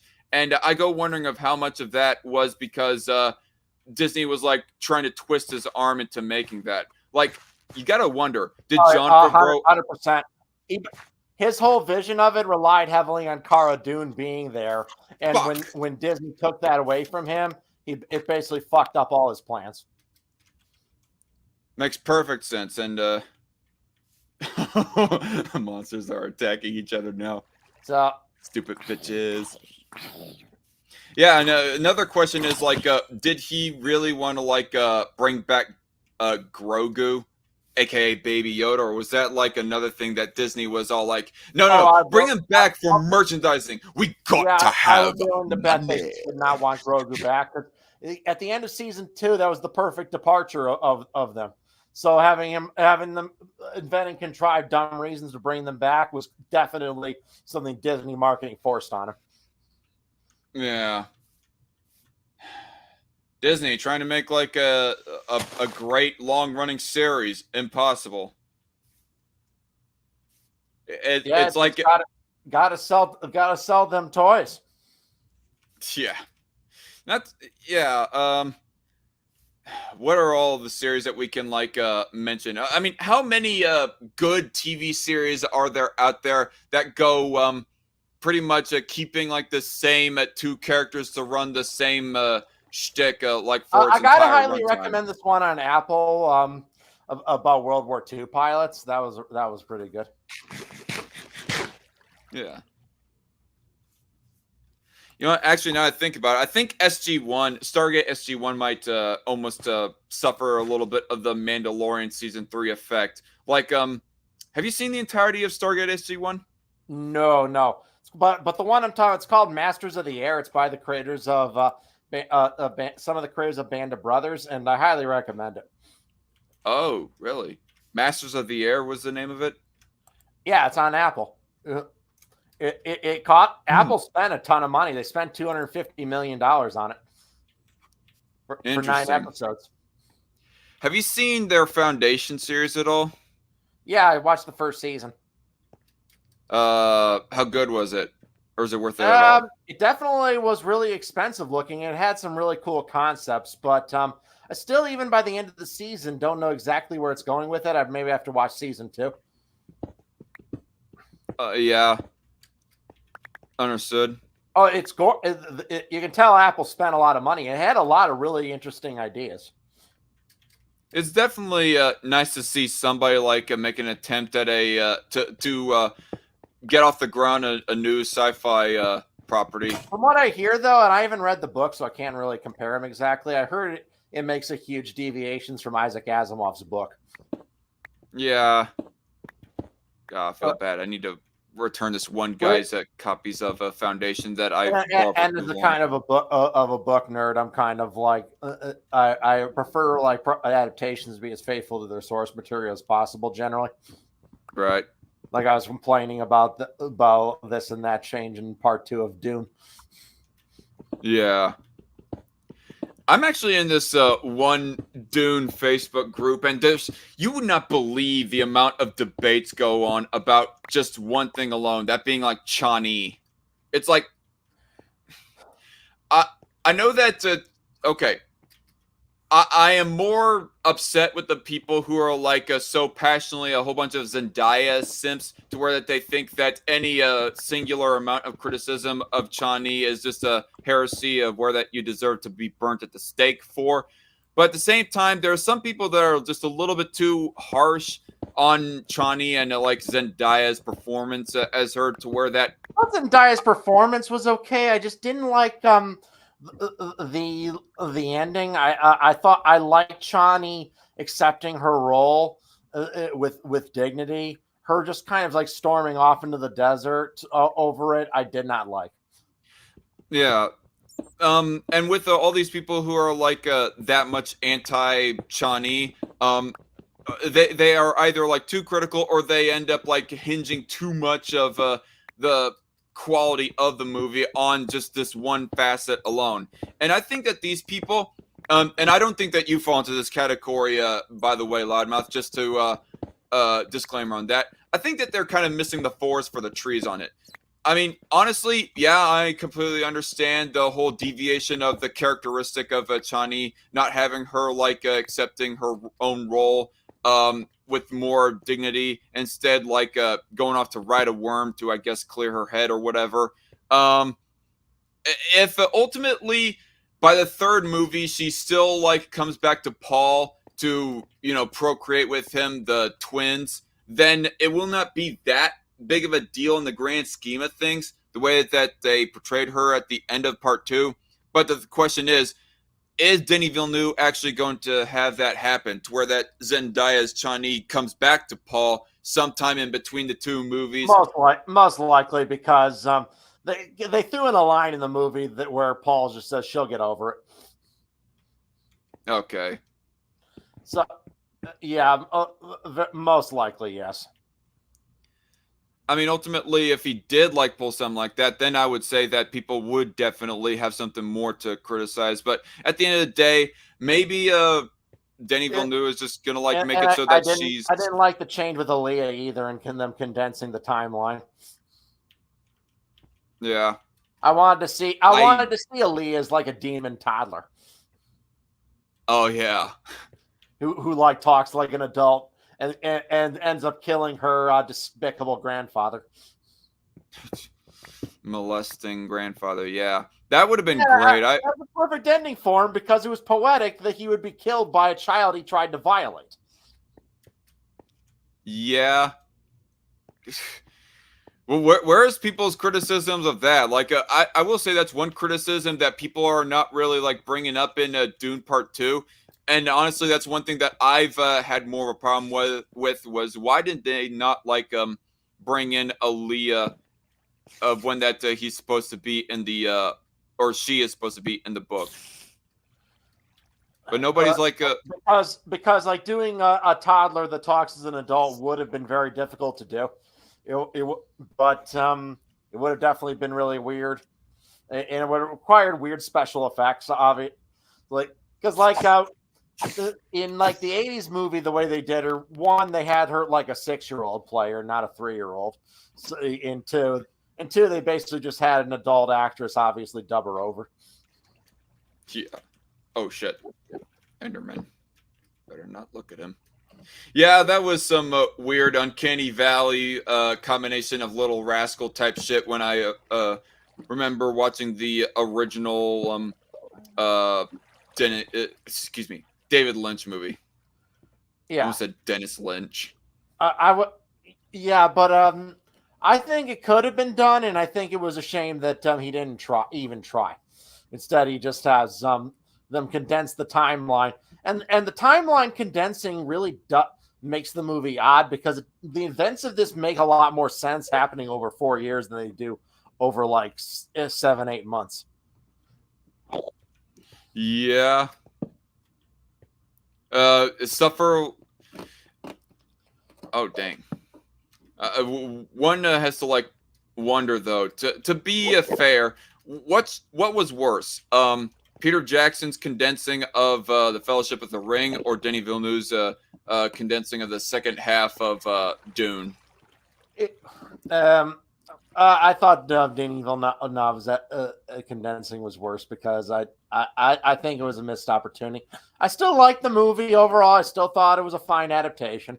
I just would have preferred seeing Aaliyah, and I would have preferred if Chani had accepted her role. Yeah, I gotcha. And I would have preferred if Kynes had been Chani's father, as he was in the book, so that they could have bonded over the fact that they both lost their father in the same event. Yeah, I mean, sorry to say, but effectively, mothers and fathers have two different effects, much needed, rather, effects on their children. They don't even mention any connection between Kynes and Chani in the movie. Yeah. They don't even say that she's now her mother. They just don't even mention it. That was an important thing of Kynes being Chani's father. Yeah. Freaking Denis Villeneuve, I guess, trying to pander that hard to leftists, and now you got like leftists who are like willing to go defend to the death every single aspect of Dune Part 2 against people who even have the singlest iota of criticism against it, where it's just making a big fat cancer on the group that I'm in. Although I newly joined it after I had seen the movie, so it's not like I had like some emotional investment into the group thinking, oh, this group used to have been like so much better in the past or something like that. But still, it's like, why the fuck do we got this cancer here? It's probably ultimately because of Denny like doing these panderings to leftists in this sort of way. Austin Butler as Fade Rotha was really good. Oh, definitely. Damn it. Yeah, I thought he did. Oh, I thought he did a good job. I'll give it that. Austin Butler and even Stellan Skarsgård, even though that they dialed back a little bit too much on the role that, what am I trying to say? That Baron Harkonnen like plays in Dune Part 2. He still like gave a great performance on that movie. Like, oh yeah, the main thing. I just would have preferred he had more screen time, and even though it would have rendered the movie an R rating if they had gone into just how depraved he really was, but they couldn't really do that and still be PG-13. Who would you think did a better performance as Baron Vlad Harkonnen? The 2000 sci-fi actor or Stellan Skarsgård? It's a toss-up, to be honest. Both of them did good. Gotcha. Ian McNeice, who played him in miniseries, did a good job. I think that I still gotta. Damn it. I gotta go back and like actually sit down and watch the entirety of episode 1 at least of the Dune sci-fi miniseries so I can like get a And there, full at feel least of it. he had that awesome line that he says out loud in the miniseries after he kills Yui. He says, "Never trust a traitor, not even one you created." Yeah. I love that line. That's probably the best line the Baron has in the book, and it's not in the movie. Yeah. But the thing that I was gonna say is that the main thing that really got me as to why that I like both Austin Butler and freaking Stellan Skarsgård performances within their appropriate characters was of how unhuman and unworldly that their performance came off. Like you could definitely get the feel that these two characters were not actual humans, that they were not of any culture that you seen. Whereas the performance of What's His Nuts and David Lynch's um, sorry, I'm distracted because I got a skeleton. David Lynch's Dune. He comes off as not a normal person, granted, but he still comes off as like somebody of real life, just a crazy Honestly, person of in the real life. 80s movie, he kind of just comes across as a screaming mental patient. Yeah, exactly. Does not come off as like actually unworldly. It doesn't come across as like the wicked genius because although the character was a malicious child raping psychopath, he was also an absolute genius who had plans within plans. He was a maniacal character, Machiavellian. I almost want to say that Dave Bautista's a character performance as Beast Raban was more equivalent to the David Lynch Baron Harkonnen in the way that they acted. It was more like a mental patient that was of Earth, as opposed to a mad like weirdo, evil weirdo from another planet. Right. Which Bautista's, I don't like him as a person or as an actor, but he was fine, I guess, in the part because the Beast Raban was never the most complex character anyway. Yeah. I get that much. There was just he was just missing that little bit of unhumanness that Austin Butler and Stellan Skarsgård were able to pull off with their characters. I mean, they are all technically still human. You know, they're just bad. I really get that. Bad people. I get that. It's just but yeah, we kind of like went over this when we were like responding to freaking Quinn's ideas when he was like going on about anti SJWs, complaining about Liet Kynes, gender bending, so forth. Sorry, skeleton right here.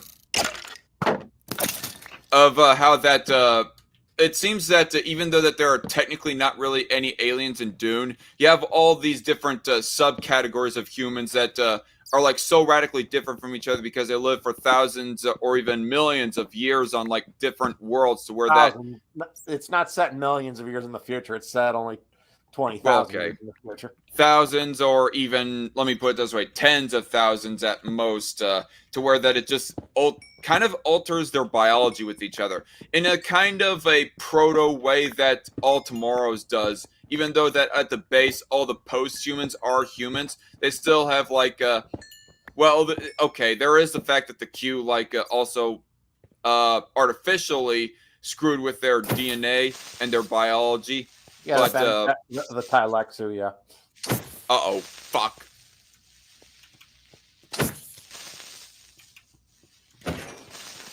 Yeah, but there was still like some evolution kind of adaptation that happened with all the different alien air quotes species in All Tomorrows, and that's kind of the same way that I think of all the different subcategories of humans that were like in the Dune universe, be it between like a rather normal looking humans of the Caladans, or is it Caladan?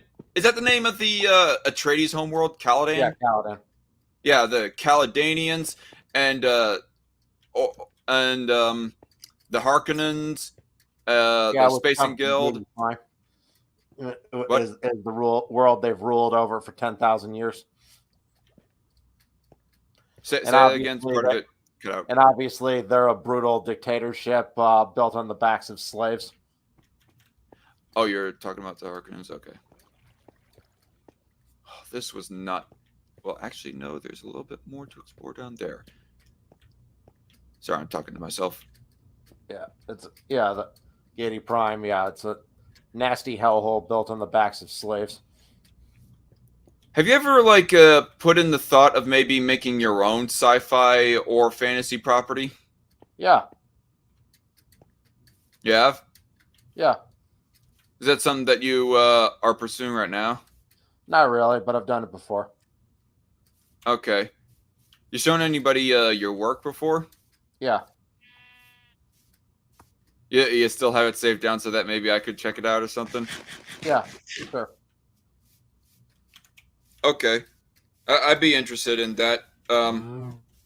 Because it's still interesting to think about and ask about. I mean, we've been talking about sci-fi for so long within our history, especially our more recent history with each other, Loudmouth, that it goes. Some of this sci-fi inspires me to want to make my own sci-fi franchise, which you obviously know. But it also made me go wondering if you had inspirations because you're Maybe- even more maybe with- versed up on all these different Maybe lores. with AI, we'll be able to make them into movies in 10, 15 years. Mm, You saw Right. those solar clips, man. I mean, it's kind of impressive. If you, in a world where anyone can be a filmmaker, could be in the future. yeah. Wait, how does the solar eclipse tie into AI making movie? You talk about our sci-fi properties, so I'm like, we could just possibly writers could just put their writings into an AI in in the future, and it'll just turn it into a movie. Yeah, but you mentioned solar eclipse. No, I didn't. I thought you did. Never mind.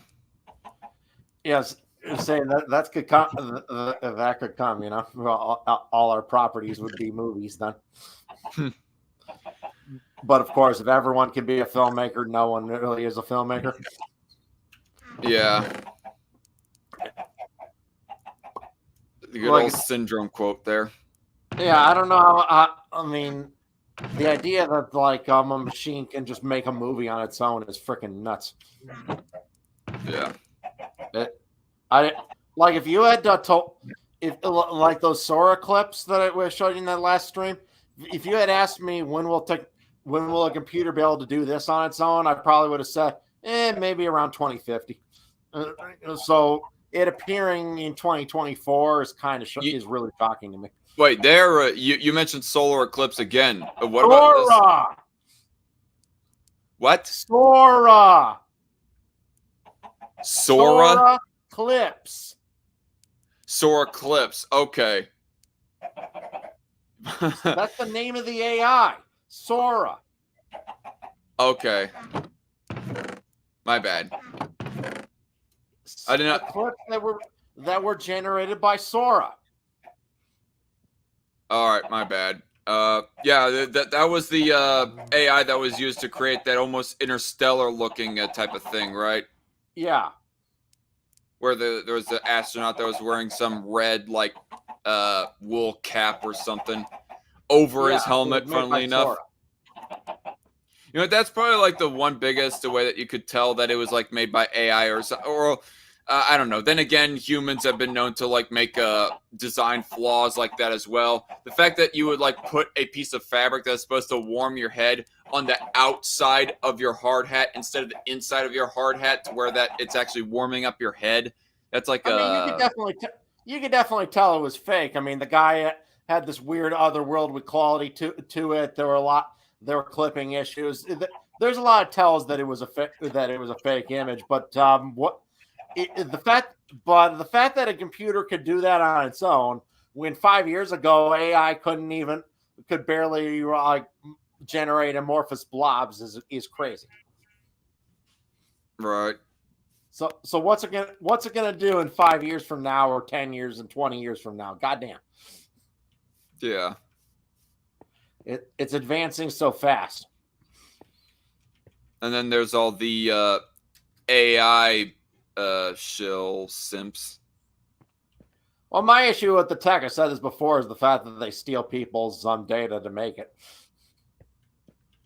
Yeah. The People the like fact that- mentioned yeah, it's not fair use, and they steal people's data, they feed in the machines, and the machine just copies them. people have mentioned the idea that freaking AI should be used only to like help people come up with concept designs for their own art, for their own original art. Right. But the fact that people are just relying like solely on just AI art to create quote unquote their art is just making it producing a very lazy society. It is, yeah. Where no one draws anything. It's and, like and the fact that it's built on other people's work, that they feed other people's stuff into these machines and train it to copy them, it makes this very scummy and immoral. mm, The way the machine's able to create images like that is it has a shit ton of images fed into the system, and the machine just kind of copies them and learns patterns from them. Like if you say ask it to draw an elephant, it'll go through. There's like a million pictures of an elephant in its data set, and it will borrow from them and piece them together and create an elephant out of them.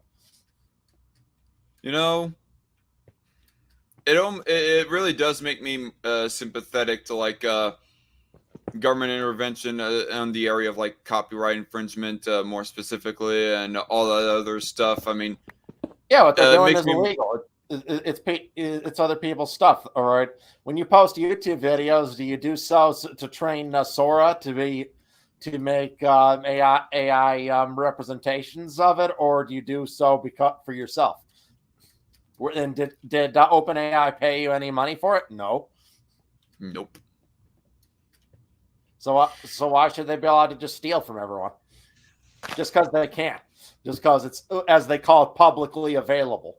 Publicly available does not mean public domain, asshole. That's like leaving my car in a parking lot and them stealing it and saying, well, it's publicly available. You left it in a public space.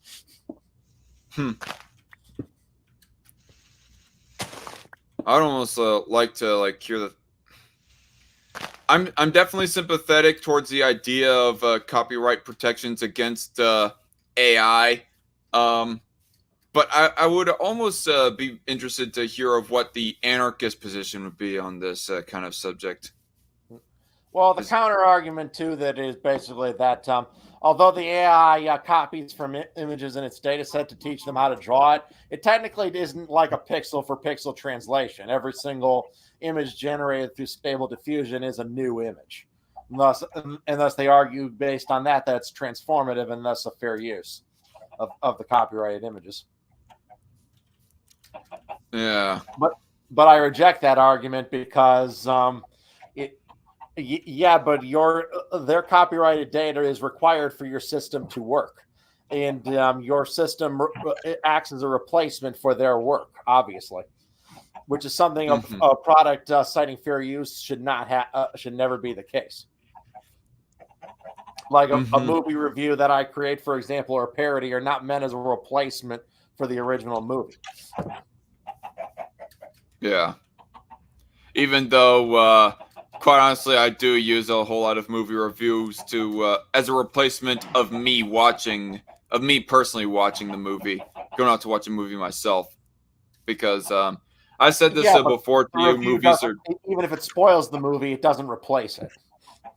No, I gotcha. Just the state of movies, man. It makes me really want to go to the movie theater a lot less nowadays. AI or no AI, the state of movies is so bad to where that makes me want to go a lot less nowadays. I used to have very spoiling the movie and thus you not wanting to see it does not mean they're stealing your work. I don't know. I was trying to segue into a different subject, not really give a counter argument to what you were saying. Right. I guess I'm failing at that though. Oh, now I know what I was going to do. I was going to grab my... Apparently, Russia has fired more missiles into Ukraine just now and to the Sumy Oblast. Joy. Into the what? Sumy Oblast. It's a region in Ukraine. Yeah. Well, that sucks. Yeah. I don't like the Russians. Neither do I. I kind of wish that there would be some. I kind of wish that there would be some reforms within the Ukrainian government. I don't know. I just wish that there was a whole lot less shady shit going on within the Ukrainian side, so that maybe we could like they could like actually garner some more sympathy. You don't need to think Ukraine's a perfect country to say Russia doesn't have a right to invade them. Yeah. Obviously, Ukraine kind of has its own issues with corruption, 100%. But that's But then why there are, like, I'm some not for people- them entering NATO or anything like that. But you can, but because of that, therefore, Putin has a right to take it by force. Fuck that. Yeah, and I say fuck that too, regardless. But still, the fact that it happens at all, it's like got people like saying just a full-on fuck Ukraine, like they could not give less of a shit if ultimately they conquer. Okay, I gotta get to sleep. Those people are either Russian shills or fucking morons. They don't seem to understand that Russia controlling Ukraine is not in America's national interest by far. For one, Ukraine is like the third biggest producer of wheat on the planet. Having all that extra resources controlled by the Russians is very bad for America. Not to mention the precedent that Putin can take any country he wants. Well, yeah. I mean, why would he stop there then? What do you think should be done, in your opinion? What we've been doing, just well, one thing people think when they hear about money going to Ukraine, they think we're just writing them a check. That's not really how it works. Essentially, the military equipment we've been sending there, it's essentially like out-of-date military equipment that's being replaced anyway, that's just sitting in warehouses. So I'm like, why not give it to them? Okay.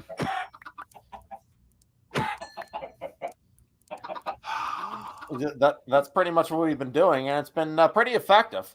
Though, to be honest, in the long run, I think Putin is going to take at least a portion of the country.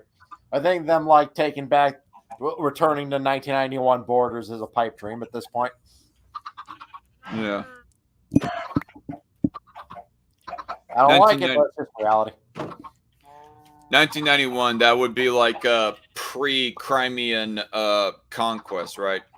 Yeah, that's just it's just not going to happen. Putin won't allow it. I mean, and you got to live in reality. As much as I hate the guy has enough nuclear weapons to destroy us all. You know, wasn't your, I don't know, what, I gotta ask, like, what made you change your mind? Because I thought your original position on the Russian-Ukraine war is that we should not get involved at all, that you would, like, actually prefer that if,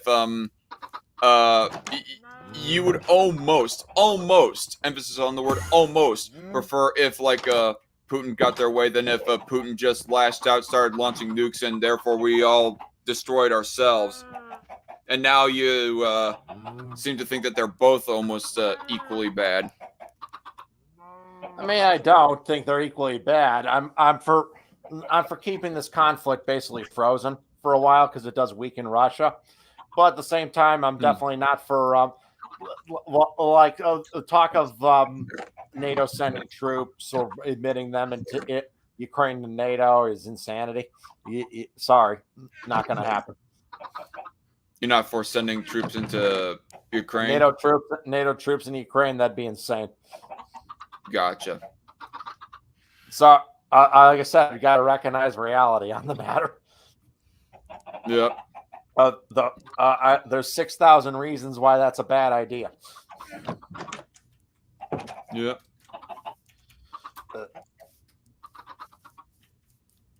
But I also don't like the idea that because Putin has these nukes, therefore he can just threaten people and get his way whenever the fuck he wants. That's just a bad way for the world to work. Because here's the thing, reality Putin, we got nukes too. You may be able to destroy us, and we'll destroy you back. Yeah, that's like actually a fair question that I don't know who it was that posed it. I believe that it might have been Sitch and Adam who opposed it originally. Like, what is the precedent that we're setting right here? Is that anybody, any superpower who holds nukes, they just have like free reign and permission to go ahead and conquer whatever smaller nation that they want to because they have nukes and can use them on the rest of the world? Yeah, that kind. By that logic, I say we go and conquer Mexico and Canada. Right.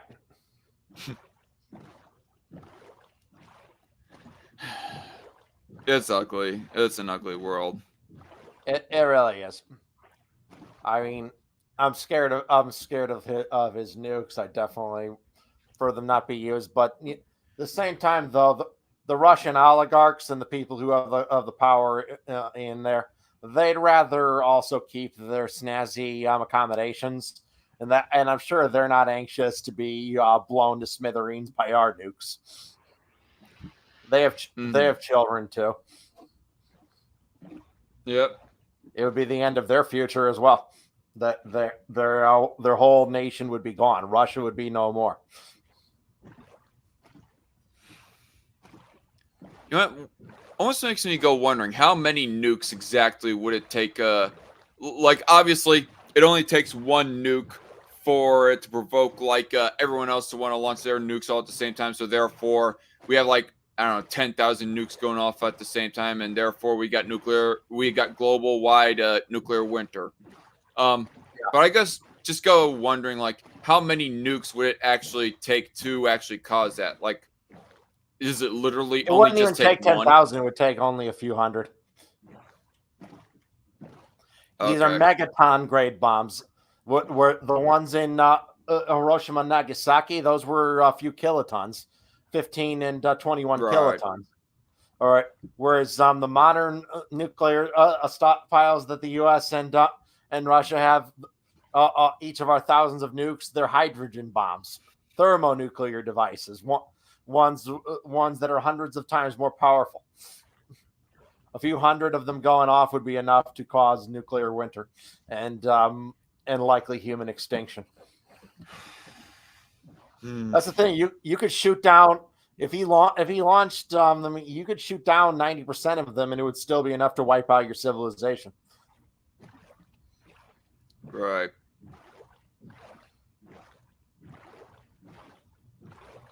Do you hear that Denis Villeneuve wants to make a movie called Nuclear War: A Scenario? One of his next projects essentially is a remake of Threads. Yeah, you talked about it in one of our Twitter group chats, actually. Yeah, that could be awesome. A remake of Threads done by Denis Villeneuve, but with modern effects and what have you, in a more global perspective. Yeah. Because Threads obviously was made on a very low budget, and you could tell in a lot of places. It still was an incredibly emotionally effective movie, but and it only took place in the UK, right? Yeah, Sheffield, UK. Right. So it did not like get the perspective of everyone else around the world.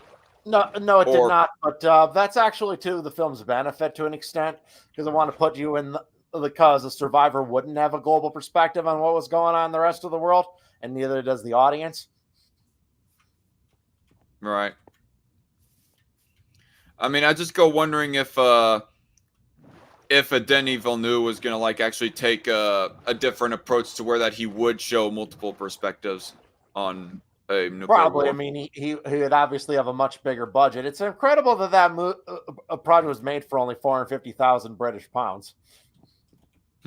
Because even in today's American dollars, that's like $5-6 million. So that's a pretty small budget to make such a powerful movie.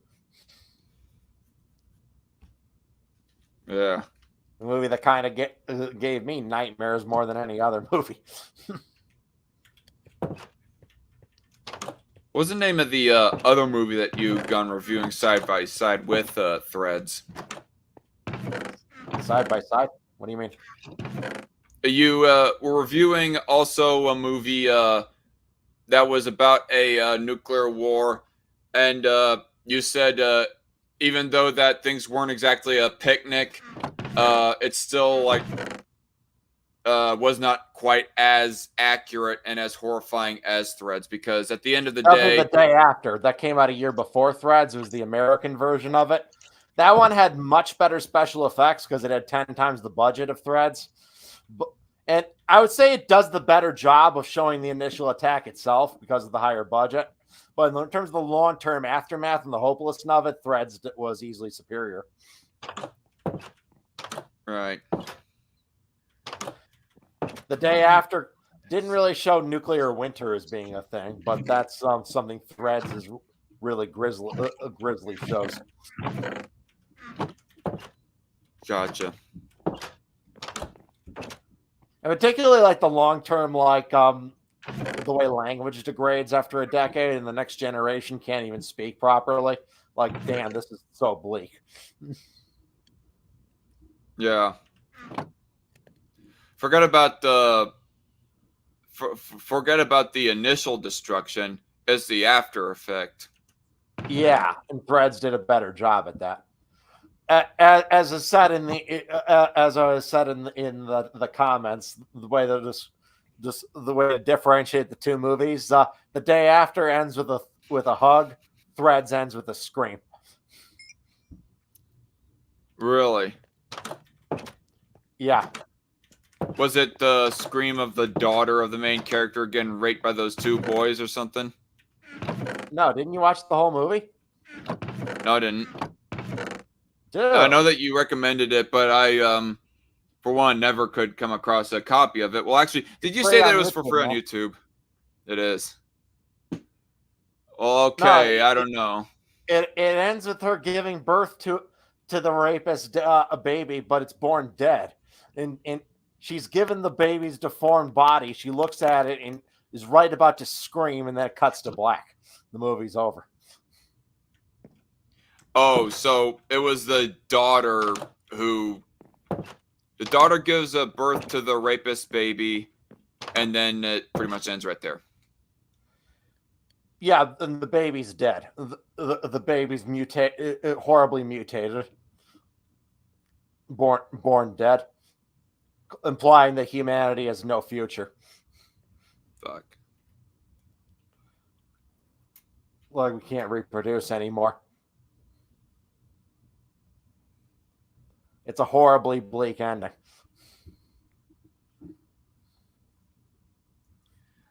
All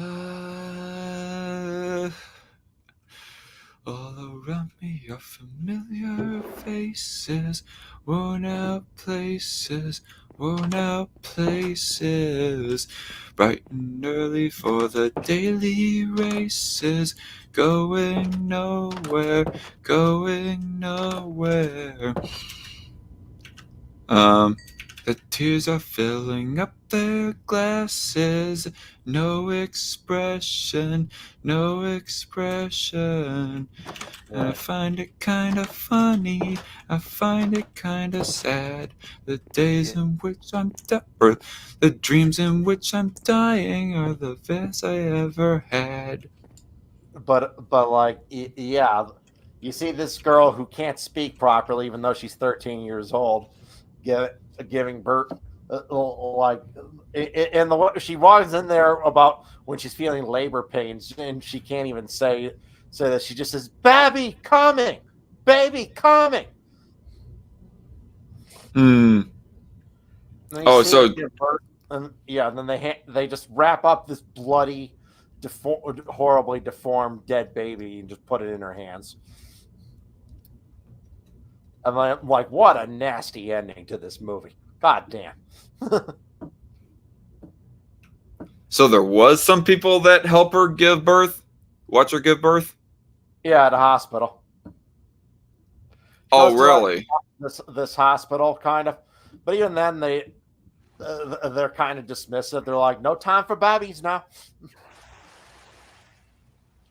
Wow. And yeah, all they can do is just wrap up and they just hand it to her, and it's just dead. You can just see like when they wrap up the baby, the blood is just all over the like all over the cloth, and yeah, so it implies there that humanity is pretty much doomed to extinction. Who knows? Maybe I'll like watch that like earlier in the day on a different day or something. Don't know what day that would be by. Yeah, you wouldn't. Excuse me. You gotta be willing to take it, man. You wouldn't even listen. I have no mouth. Fair point. And I guess that story is even more bleak, but I guess it's less scary because it's more implausible. Right. That the idea that to be honest, I mean, it's because we don't know how a machine would react to its consciousness and sentience. Who knows if like it would become just like a hateful monster? Yeah. You get, It's all just theory. We have no scientific reference to it as opposed to threads. you could not. Yeah, I could. I could never dip my fingers in the water on a hot summer day. I could never feel the breeze on my face. I could never play the piano. I could never make love. And so I was in hell looking at heaven. So I began to hate. A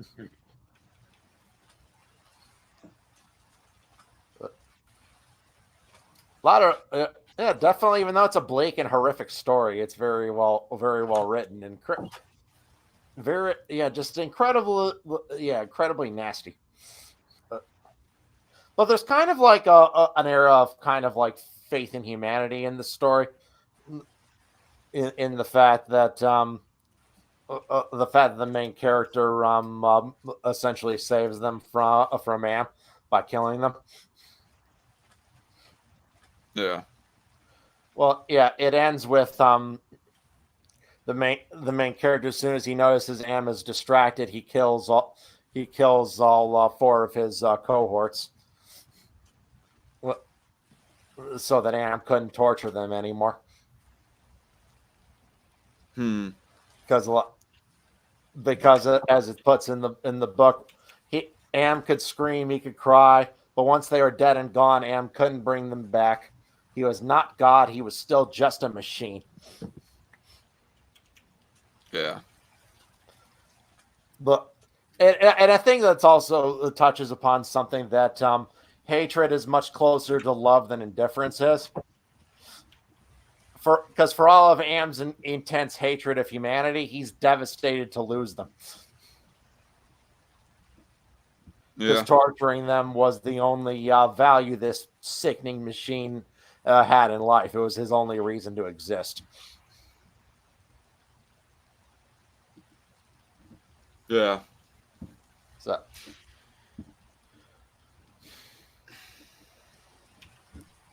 that is very much true. When anyone says that hatred is the opposite of love, they're full of shit. The opposite of love is not hatred. The opposite of love is indifference. I mean, it's kind of a simple way of putting it, or simplistic way of putting it. Saying that hatred is opposite of love. I mean, I definitely do know that that's how that I try to like wrap up my simplify what I'm trying to say as far as some particular Bible verses go. Whenever I go, those particular Bible verses like come up in conversation when it comes to like different translations of hate, different language translations of hate. Yeah, but the true opposite of love is not is not to hate somebody; it's to be indifferent towards them. I get the true substance of your point. It's just more for argument's sake. I think why people. I don't know if how many people like actually believe that. I mean, I definitely like hear you, and you definitely have a point, and I have to say that makes sense. Don't know if I like hard agree, but I definitely don't disagree with that. Yeah. How many Yeah. people like actually believe that in the truest sense of the words and the concepts, believe that hate is the absolute opposite of love? Well, it's just kind of a simplistic observation that people will often make. But if you really think about it deeply, hatred is not the opposite of love. Hatred is very similar to love. You devote emotional feeling towards somebody, even if that's dislike rather than like. It's still ultimately much more similar to loving them than to just not give a shit about them at all.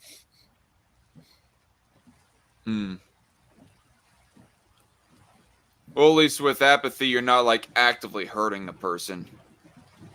Right. You're not actively helping them, but you're not actively helping them. So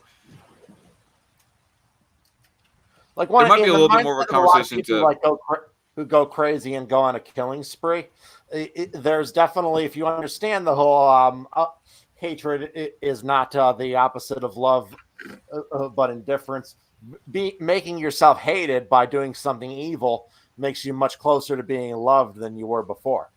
Somebody who basically commits like a mass shooting or some type of other horrendous crime makes themselves hated by doing so. Everyone wants them to suffer. Everyone wants them dead, but everyone's devoting mental energy to them, whereas otherwise no one gave a shit about them. Do you think that a person would like actively choose not to go on a shooting spree if they were like actively hated rather than just apathetically ignored? Yeah, if I think people wouldn't go on these if they thought that no one would care about what they did. They do so because they want the hatred. That's interesting. Yeah. Although I kind of wonder, do you got any like psychology books on that or articles? Maybe. This one YouTuber, remember Mr. Mediker? He once did a profile of this one guy, kind of a kook named Randy Stair. He was this guy who went on who killed 3 of his coworkers, and the reason why is kind of darkly hilarious, but also horrifically tragic.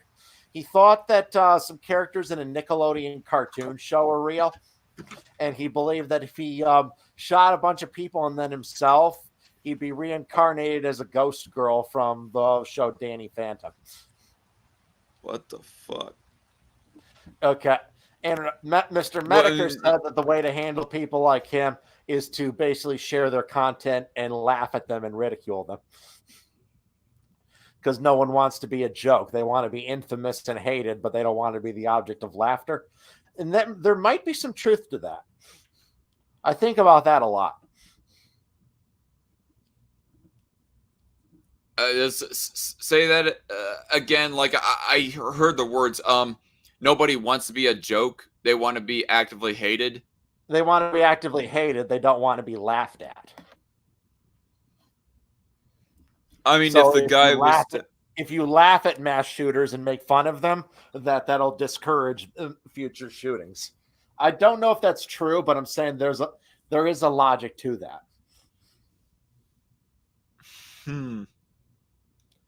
Makes you think. As opposed to laughing at a plausible mass shooter makes them less likely to want to do a mass shooting than if you just actively ignored them. Well, I was saying that being laughed at is better than them being infamous, because they want to be infamous. Okay. They don't want to be the object of ridicule.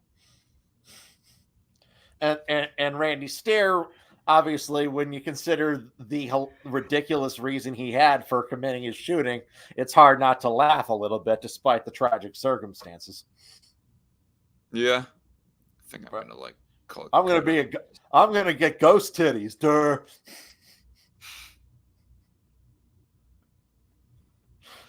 That's pretty ridiculous. I mean, imagine like all serial killers in hell when he arrives there, laughing at him.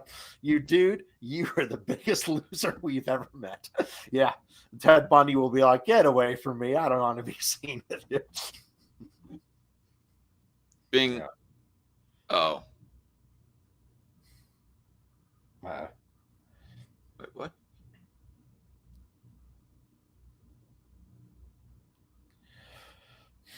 Okay, sorry, I was checking Twitter right there. I thought that Night Shift 10,000 was like actually he did have his older account suspended, and now he's just got a new one, I guess. So you seen any good movies recently? Let's see. Getting off the subject of apocalypses. Okay. And criminal psychology. Yeah. I find criminal psychology a really fascinating topic, though. I watch a lot of like true crime content. He's a psychopath. He is a textbook psychopath. Sorry, a little bit of old callback to, you know, I mean, yeah, psychopaths and their kind of drama regarding AIU. Yeah, but I'm saying, yeah, like the pathology of like people who do horrible things is always interesting to me.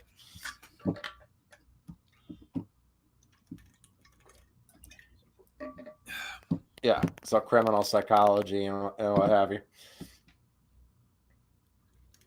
In terms of movies, what was the last one I saw? It was,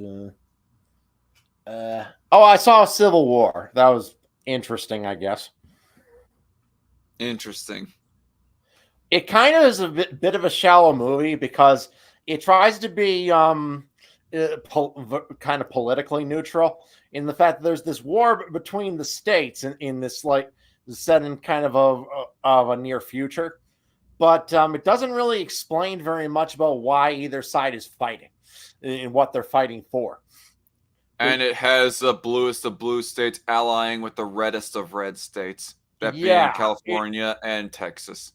Yeah, exactly. Like the Western Front versus like the central government, and you're kind of just it's hard. It's would have been a more interesting movie if it had given us a reason for why any of this shit is happening. Beyond it just kind of has a general anti-war message. War makes us into monsters. Wouldn't it be terrible if like the Civil War started in this country? Yeah. I mean, you got to give credit at least to George Lucas when it came to like the prequel trilogy. Did not have like some empty, like apolitical, really no reasoning at all as to the buildup of the galactic civil war that would be between the Confederacy and the Republic. He had like a little bit of a made up fictional political plot line going on. There wasn't any like he did not have to like take any real life allegories that were like overly preachy and say, oh, rich people evil or anything else like that. When it came to like the Trade Federation, it was kind of a little bit subtle, like talking about, I don't know, taxes and taxes of trade routes that just came off in a kind of way that maybe it'd be like boring enough to where that it would like slide under the radar for some viewers. But at the same time, it's still there for people go wondering, how did this come to be built up? But apparently Civil War, they decided to pull, instead of a prequel kind of world building, they pulled a sequel Star Wars trilogy kind of world building. That almost sounds like, if you get my drift. You AFK again, Loudmouth? I guess he is AFK. I'm smelling some food going on outside my room, and I'm kind of hungry now.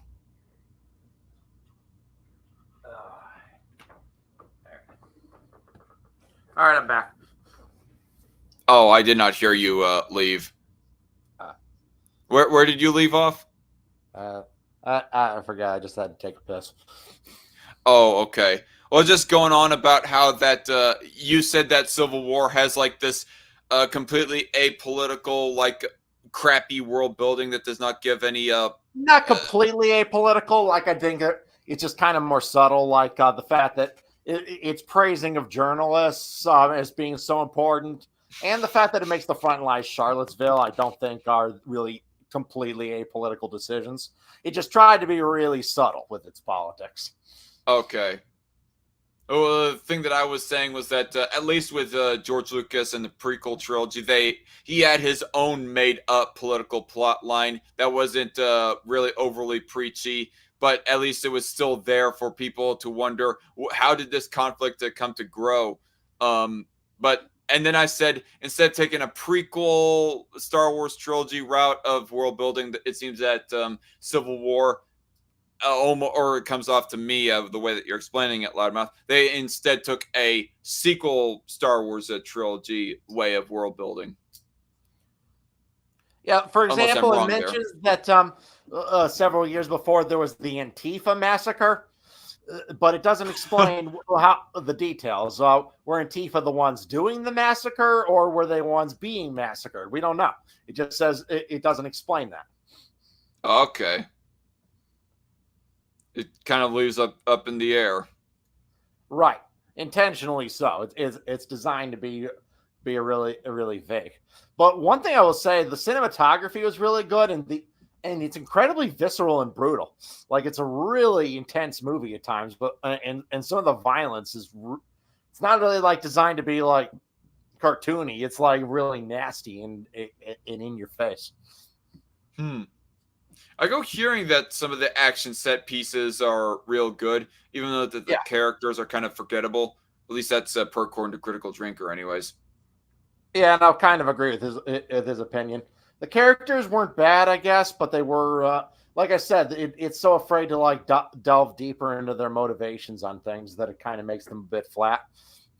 Yeah. Imagine if this movie was to like take neither side, but kind of roast against both sides of both political extremes. It was to say the Trump cultists and the white supremacists had an unholy alliance with each other, and they declared civil war against Antifa and American communists and so forth. Yeah, and then it would have been probably would have been a better movie then. And then the good guys are actually the people who are more or less the fence-sitting centrists. Right. Then it probably would have been a better movie. As it was just okay. Imagine if somebody was to do that. Imagine the balls that a movie director would have to have in order to say, shut up, you both are idiots. I'm going to make a movie where you both look like the bad guys, and then the centrists are the good guys. And the moral of the story is people don't be extreme. Home. What? Right. Be like, screw you guys, I'm going home. Yeah. South Park reference. Or how about this? Ah, screw you guys. I'm going to create my own political faction with blackjack and hookers. Yeah, Futurama reference. Yeah. Was that one of the... I think that was one of the earlier episodes, right? That was like the second episode. Okay, yeah, it was. I have watched the first few episodes of Futurama when it was on like Netflix for a while. I have not like I haven't even like finished the full first season. Isn't the entire series like on Disney Plus or Hulu now? Yeah. Because all Matt Groening's properties. It was a classic show. It was very. I used to love it as a teen. It's like the more off the wall version of Star Trek.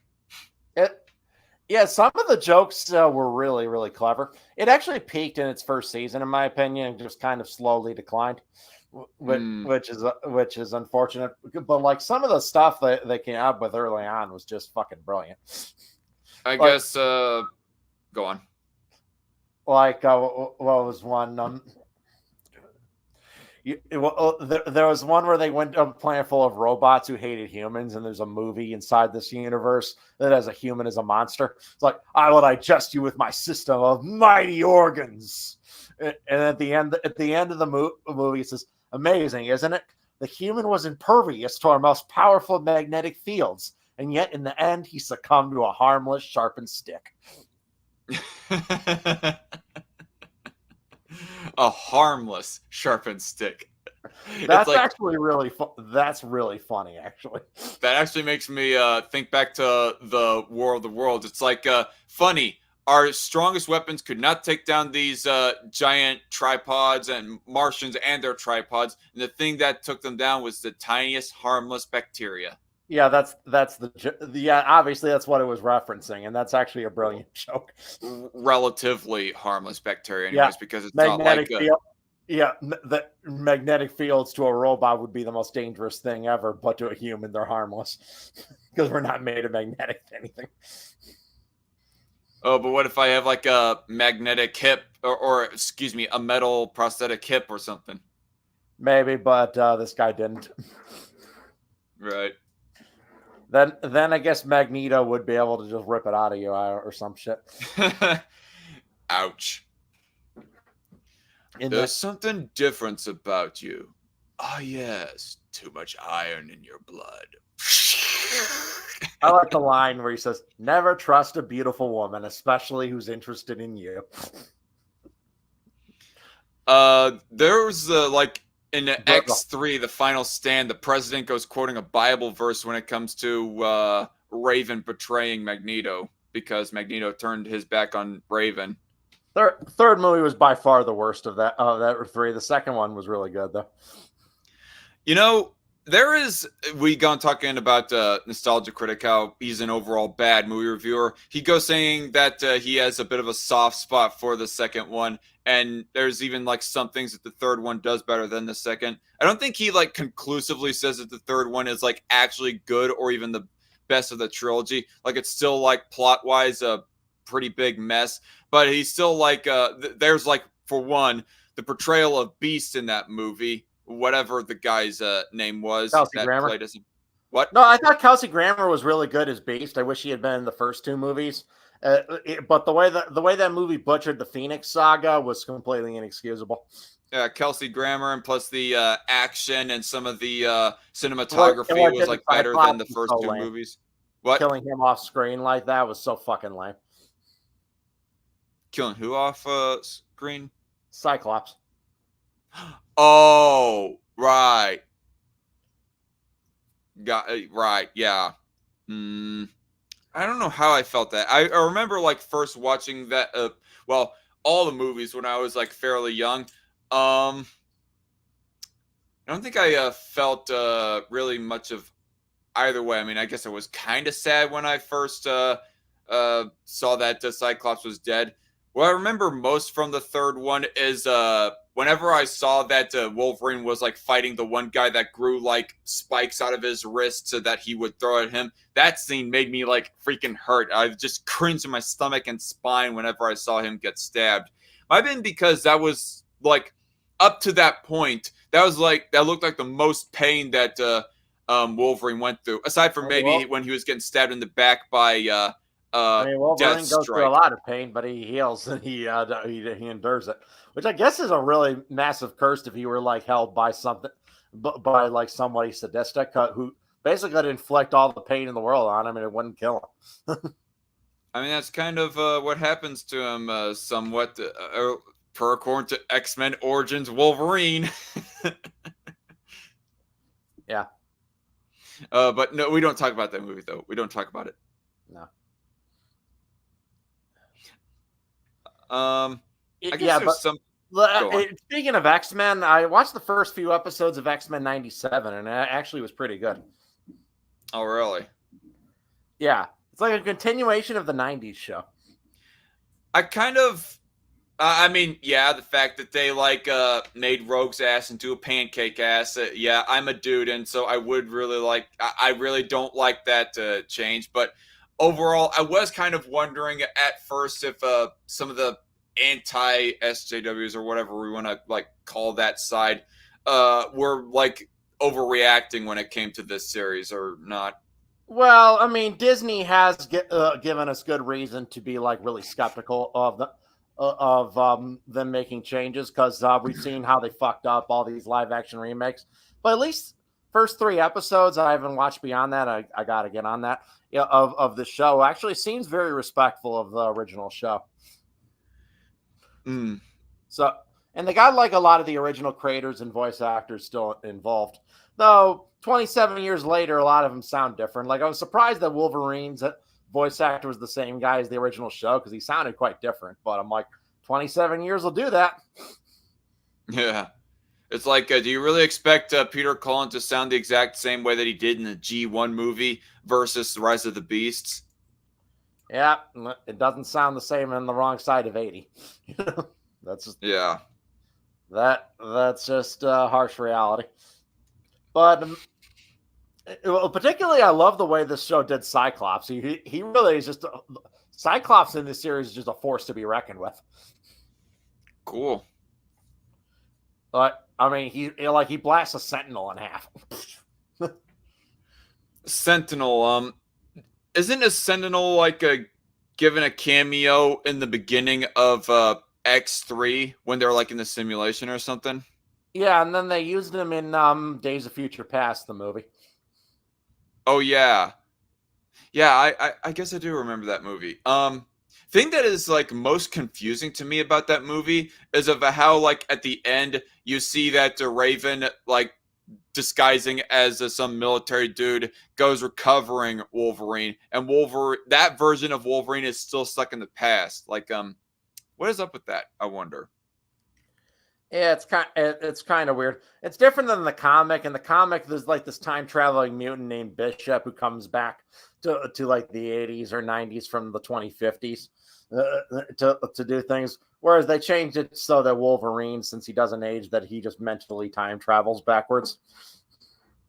Yeah. But because everything has to be focused on Wolverine in the movies, I guess.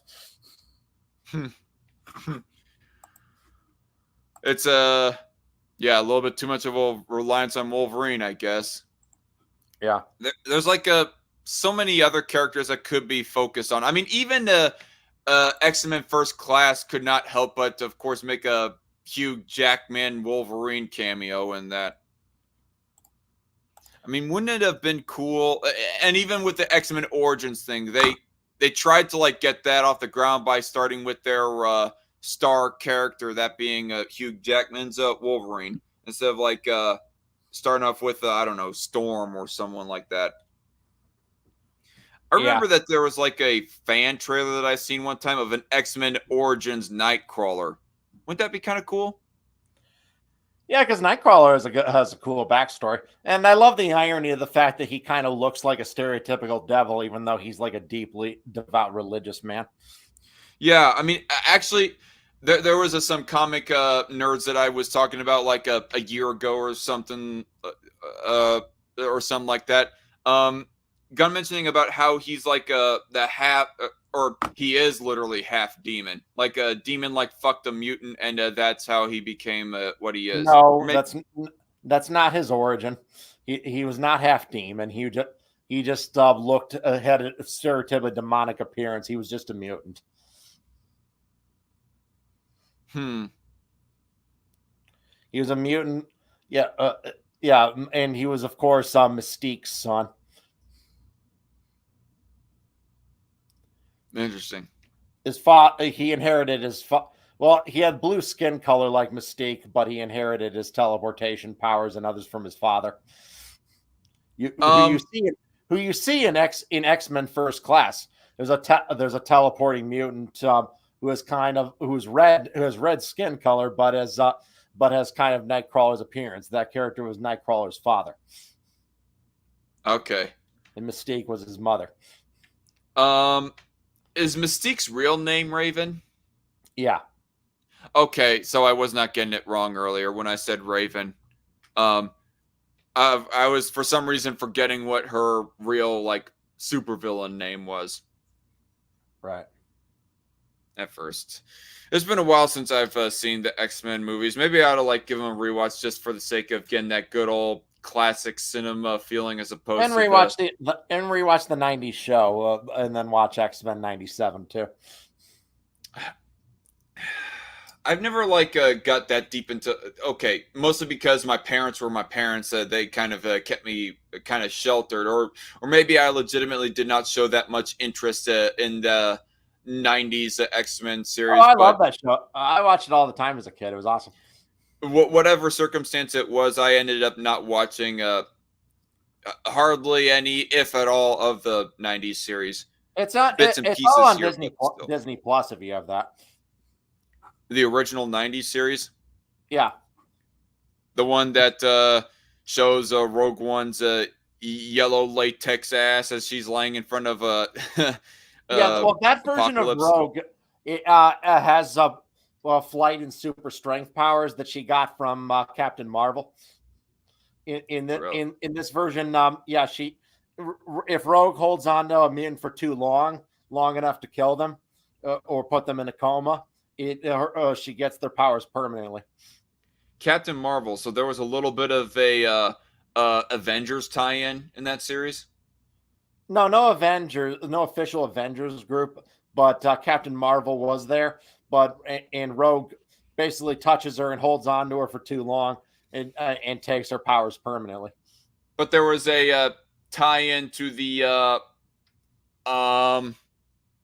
Carol Danvers. Is that her name? The actual Carol Danvers, Captain Marvel. Yeah, she makes an appearance there, and Rogue fucks her over. Basically, yeah. She ends up like in a permanent coma, and Rogue keeps her powers.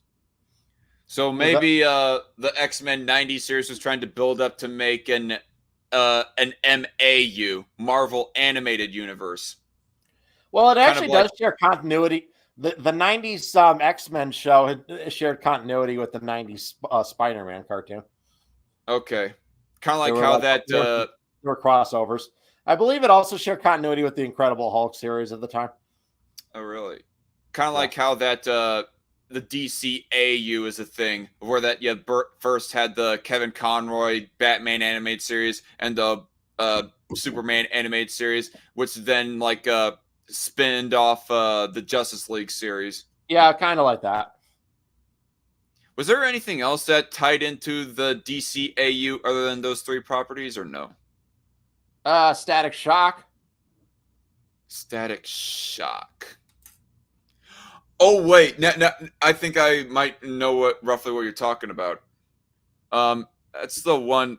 Okay, that's not Black Lightning, is it?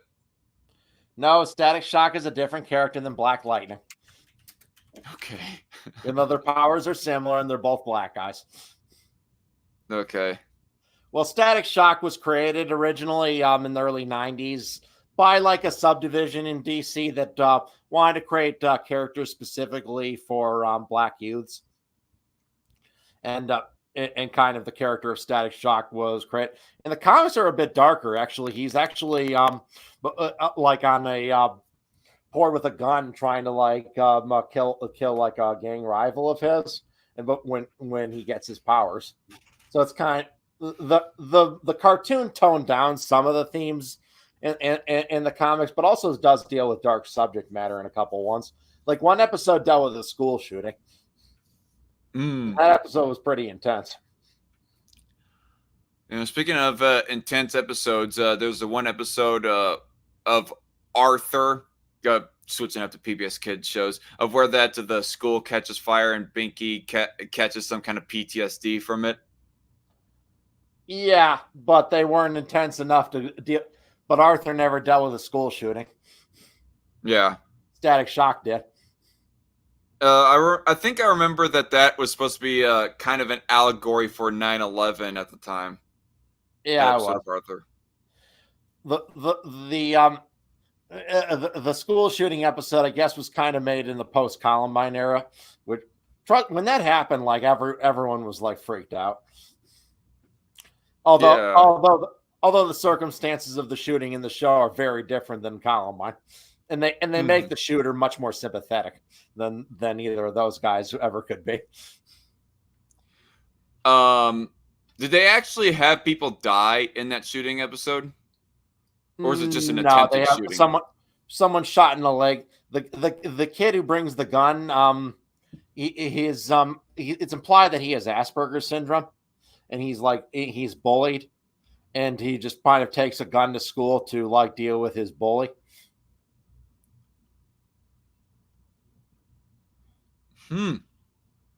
Yeah. A little bit Yeah, more sympathetic than oh, I hate black people, or nobody will, or I cannot get any girlfriends, like that one. actually, that was part of it, though. I mean, because one thing is they try to like socialize him to help in this play, and of course, one other girl who's working on it, Jimmy develops a crush on her over time, and when he overhears her say that she didn't like him, it drives him over the deep end. It wasn't the bully. Well, the bully was the main thing, and it's him who he points the gun at. But hearing that from her does kind of like drive him over the deep end. It just furthers his depression. Okay. At least he wasn't planning to like kill the girl, was he? Huh? He wasn't planning to kill the girl, was he? No, he was planning to kill his bully, but he ultimately doesn't do it, and he just kind of is tackled, and he misfires, and he shoots a friend of his in the leg by accident. Oh, because okay. that's the point there. You know, guns are indiscriminate. Yeah. So very I gotta admire the show for dealing with like dark subject matter like that. When cartoon series had balls. Yeah, that one did. Like damn, that was hard. That was harsh. And now it's all like I'm a they them because I don't really feel like a boy or a girl. Right. Well, we've been going on for almost 3 hours. I'm probably gonna like wrap it up here in a little bit. Yeah, I'm gonna head to bed soon. But good talking to you, man. Yeah, it was great talking to you too, Loudmouth, and thanks for coming on to have a chat and like keep me company. And I'm glad that I could like keep you company in turn, I guess. All right. Have a good night and have a good week. And everybody who might have watched, thanks for tuning in. Well, if the FBI is watching this, have a good night, man. Oh yeah, have a good night, my FBI agent. And everybody, God bless, and may God protect us all from nuclear apocalypse. Yes.